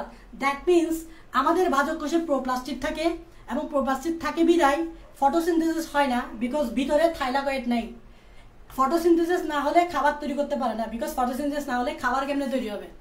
এখন চিন্তা করো ভাইয়া প্লাস্টিক দিলে কি হতো? ভাই দিদান না, সমস্যা কি? আপনি কেন শুধু শুধু এই ভাজক কোষে এত কষ্ট দিচ্ছেন? খাবার প্রো প্লাস্টিক দিয়ে দিলেন, একটা প্লাস্টিক দিয়ে দিলে কি হতো? কারণটা বুঝো ভাই। কারণ হচ্ছে আমি একটু আগেই বলছি ভাজক কোষের কোনো ফিউচার নাই। ভাজক কোষ যখন তৈরি হয় সাথে সাথে আবার বিভাজিত হয়ে আরো দুইটা ভাজক কোষ তৈরি করে ফেলে, কারণ ভাজক কোষে দ্রুত বিভাজন করতে হয়। তারা ফাস্ট কাজ করে, fast, because they has no future. তাদের বৃদ্ধি বলতে কিছু নাই। তাহলে চিন্তা করো তাদের যেহেতু বৃদ্ধি বলতে কিছু নাই, তাদের যেহেতু ফিউচার নাই, তাদের যেহেতু দ্রুত বিভাজিত হতে হবে, তাহলে ফটোসিনথেসিস তৈরির জন্য যে সময়টা লাগে সেই সময়টা কি তারা দিতে পারবে? পারবে না। তাহলে মানে ফটোসিনথেসিসের জন্য যে লেভেলের সময় লাগবে সেই লেভেলের সময় তাদের কাছে নাই, কারণ তারা ফাস্ট রিপ্রোডাক্ট তোমার বৃদ্ধি পায়। তো ফাস্ট বৃদ্ধি পেলে তাদেরকে আমার প্লাস্টিক দিয়ে লাভ নাই, তো তাদেরকে আমরা একটা ওল্ড লেভেলের প্রো প্লাস্টিক দিয়ে দিছি। যা তোর এমনিতে সময় নেই, তোর প্লাস্টিক দিয়ে লাভ নাই, তোরে দিলাম প্রো প্লাস্টিক। সুতরাং এই প্রো প্লাস্টিক কোনো কামের না। মানে হচ্ছে ভিতরে কোনো থাইলাকয়েড নাই, সো ফটোসিনথেসিস করতে পারবে না। ফটোসিনথেসিস না করলে খাবার তৈরি করতে পারবে না। এখন তোমরা অনেকে জিজ্ঞেস করতেছো ভাইয়া খাবার তৈরি করতে না পারলে ভাইয়া মারা যাবে না? তোমরা অনেকে জিজ্ঞেস করতেছো ভাইয়া খাবার নাই তো সে বাঁচবে কিভাবে? আচ্ছা ভাইয়া খাবার না থাকলে কি সমস্যা? সে অন্যদের থেকে খাবার পাইতে পারবে না। ওই যে পাতায় যে খাবারটা তৈরি করবে সেই পাতা পচে দেওয়ার দায়িত্ব কার? ফ্লেম সুন্দর করে তাকে খাবার দিবে। তার খাবার তৈরি করার দরকারটা কি? এবার আমার খাবার তৈরি করার দরকারটা কি? আমার খাবার তৈরি করার দরকার আছে, আমি সুন্দর করে গাছ থেকে পাই যাচ্ছি না, গাছ খাবার তৈরি করতেছে, আমি সুন্দর করে খাই ফেলতেছি। তো ওর খাবার তৈরি করার দরকারটা কি? ও আমাদের গাছের পাতায় যে খাবারটা তৈরি করবে সুন্দর করে ফ্লেম তো একে আনি দিয়ে দিবে, ও খাবারটা থেকে শক্তি পাবে, ও খাবার থেকে শক্তি পাবে। কিন্তু তার খাবার তৈরি করতে হচ্ছে না, বিকজ তার কোনো তেমন টাইম নেই, তার কাছে মোট কথা টাইম নেই খাবার তৈরি করার। তাই তাকে আমি প্লাস্টিক দিব না, তাকে দিব প্রো প্লাস্টিক। ভাই এই প্রো প্লাস্টিকটা তোর কাছে রাখ, এটা কোনো কামের না। এটাই হচ্ছে কাহিনী। আশা করি বুঝতে পারছো এগুলোর পেছনের logic. And last one is এখানে বিপাকীয় হার বেশি। লাস্ট ওয়ান হচ্ছে আমি ক্লাস শেষ করে দিচ্ছি, আমাদের আজকের ক্লাসের লাস্ট লাইন, সেটা হচ্ছে এখানের বিপাকীয় হার বেশি। তোমরা অবশ্যই নোট করবা নিজে নিজে। তার আগে আমি একটা তোমাদেরকে নোট দিয়ে দিব, ওই নোটটা তোমরা দেখে দেখে করতে পারবা, কোনো সমস্যা নাই। এখন কথা হচ্ছে বিপাকীয় হার বেশি। তোমাদেরকে বলি বিপাক মানে কি? বিপাক মানে হচ্ছে ইংরেজিতে বলে মেটাবলিজম। সহজ ভাষায় যদি বলি বিপাক মানে হচ্ছে ক্রিয়া বিক্রিয়া। দ্যাট মিনস ভাজক কোষে ক্রিয়া বিক্রিয়া বেশি। এখন এটা তো লজিক একদম সোজা, কেননা তুমি দেখবা যদি ভাজক কোষ তোমার যেহেতু ভাজক কোষকে খুব ফাস্ট কাজ করতে হয়, আমি বলছি ভাজক কোষ হ্যাজ নো ফিউচার, ভাজক কোষে কোনো ফিউচার নাই, তার বৃদ্ধি বলতে কিছু নাই, তাকে দ্রুত বিভাজিত হবে, দ্রুত দ্রুত দ্রুত। সো যেহেতু তাকে দ্রুত বিভাজিত হতে হবে, তাকে তার শরীরের ভিতর অনেক বেশি ক্রিয়া বিক্রিয়া হবে না, অনেক রিয়াকশন হবে না, অনেক ক্রিয়া বিক্রিয়া হবে না। তো অনেক ক্রিয়া বিক্রিয়া হলে সেই ক্রিয়া বিক্রিয়ার গতিটা বেশি হবে না। সো এটাকে বলা হয় ক্রিয়া বিক্রিয়ার হার বেশি, কারণ তাকে দ্রুত বিভাজিত হবে, তাকে এই দ্রুত সময়ে অনেক বেশি কাজ করতে হবে। অনেক বেশি কাজ করা মানে কি? অনেকগুলো ক্রিয়া বিক্রিয়া করা, অনেকগুলো ক্রিয়া বিক্রিয়া মানে কি? ক্রিয়া বিক্রিয়ার হার বেশি, তাই তাদের ক্রিয়া বিক্রিয়ার হার বেশি। আশা করি তোমরা এই লজিকটা বুঝছো। বাদক টিস্যুর বৈশিষ্ট্য ছিল, স্থায়ী টিস্যুর বৈশিষ্ট্য ফ্রি। নেক্সট ক্লাসে আমি যতটুকু পর্যন্ত পড়েছি সের পরের টপিক থেকে পড়াবো। তোমরা বইয়ে দেখবা, আমি অ্যাকচুয়ালি বইয়ের এক পৃষ্ঠাই পড়েছি, বলতে গেলে এই পৃষ্ঠাটাই পড়েছি জাস্ট, বাট এই পৃষ্ঠাতে কত বেসিক আছে জাস্ট ইউ কান্ট ইমাজিন। তুমি এই ক্লাসটা করলেই বুঝতে পারবে এই একটা পৃষ্ঠাতেই কত বেসিক আছে। তো আজকে ক্লাসটা লেংথি হওয়ার জন্য একটু দুঃখ প্রকাশ করতেছি, যেহেতু আজকে প্রথম ক্লাস অনেক কিছু তোমাদেরকে জিজ্ঞেস করতে হয়েছে। তোমরা এখন আমাকে প্রশ্ন করতে পারো যে এই যে বাজক টিস্যুর বৈশিষ্ট্যগুলো আমি লজিক দিয়ে পড়ালাম, প্রত্যেকটা লজিকের যে বৈশিষ্ট্য সেটা বুঝতে পারছো কিনা। যদি বুঝতে পারো আমাকে কমেন্টে জানাও, আমি ক্লাসটা শেষ করে দিচ্ছি। নেক্সট ক্লাসটা আবার আগামীকাল 10টায়, রাত 10টায় হবে, এবং তোমার এরপরের টপিক থেকে আমরা শুরু করবো, বইয়ের এরপর টপিক থেকে শুরু করবো। তোমরা আমাকে বলো বাজক টিস্যুর বৈশিষ্ট্য লজিক সহকারে বুঝছো কিনা। যদি না বুঝো তাহলে আমাকে প্রশ্ন করো, আমি বুঝিয়ে দেওয়ার চেষ্টা করবো। তো সে পর্যন্ত সবাই সুস্থ থাকো, আল্লাহ হাফেজ। এবং আমাকে একটু তোমরা প্রশ্ন করো, বা কোনো প্রশ্ন থাকলে বলো, আর যদি সবকিছু বুঝে থাকো তাহলে ওটাও বলো।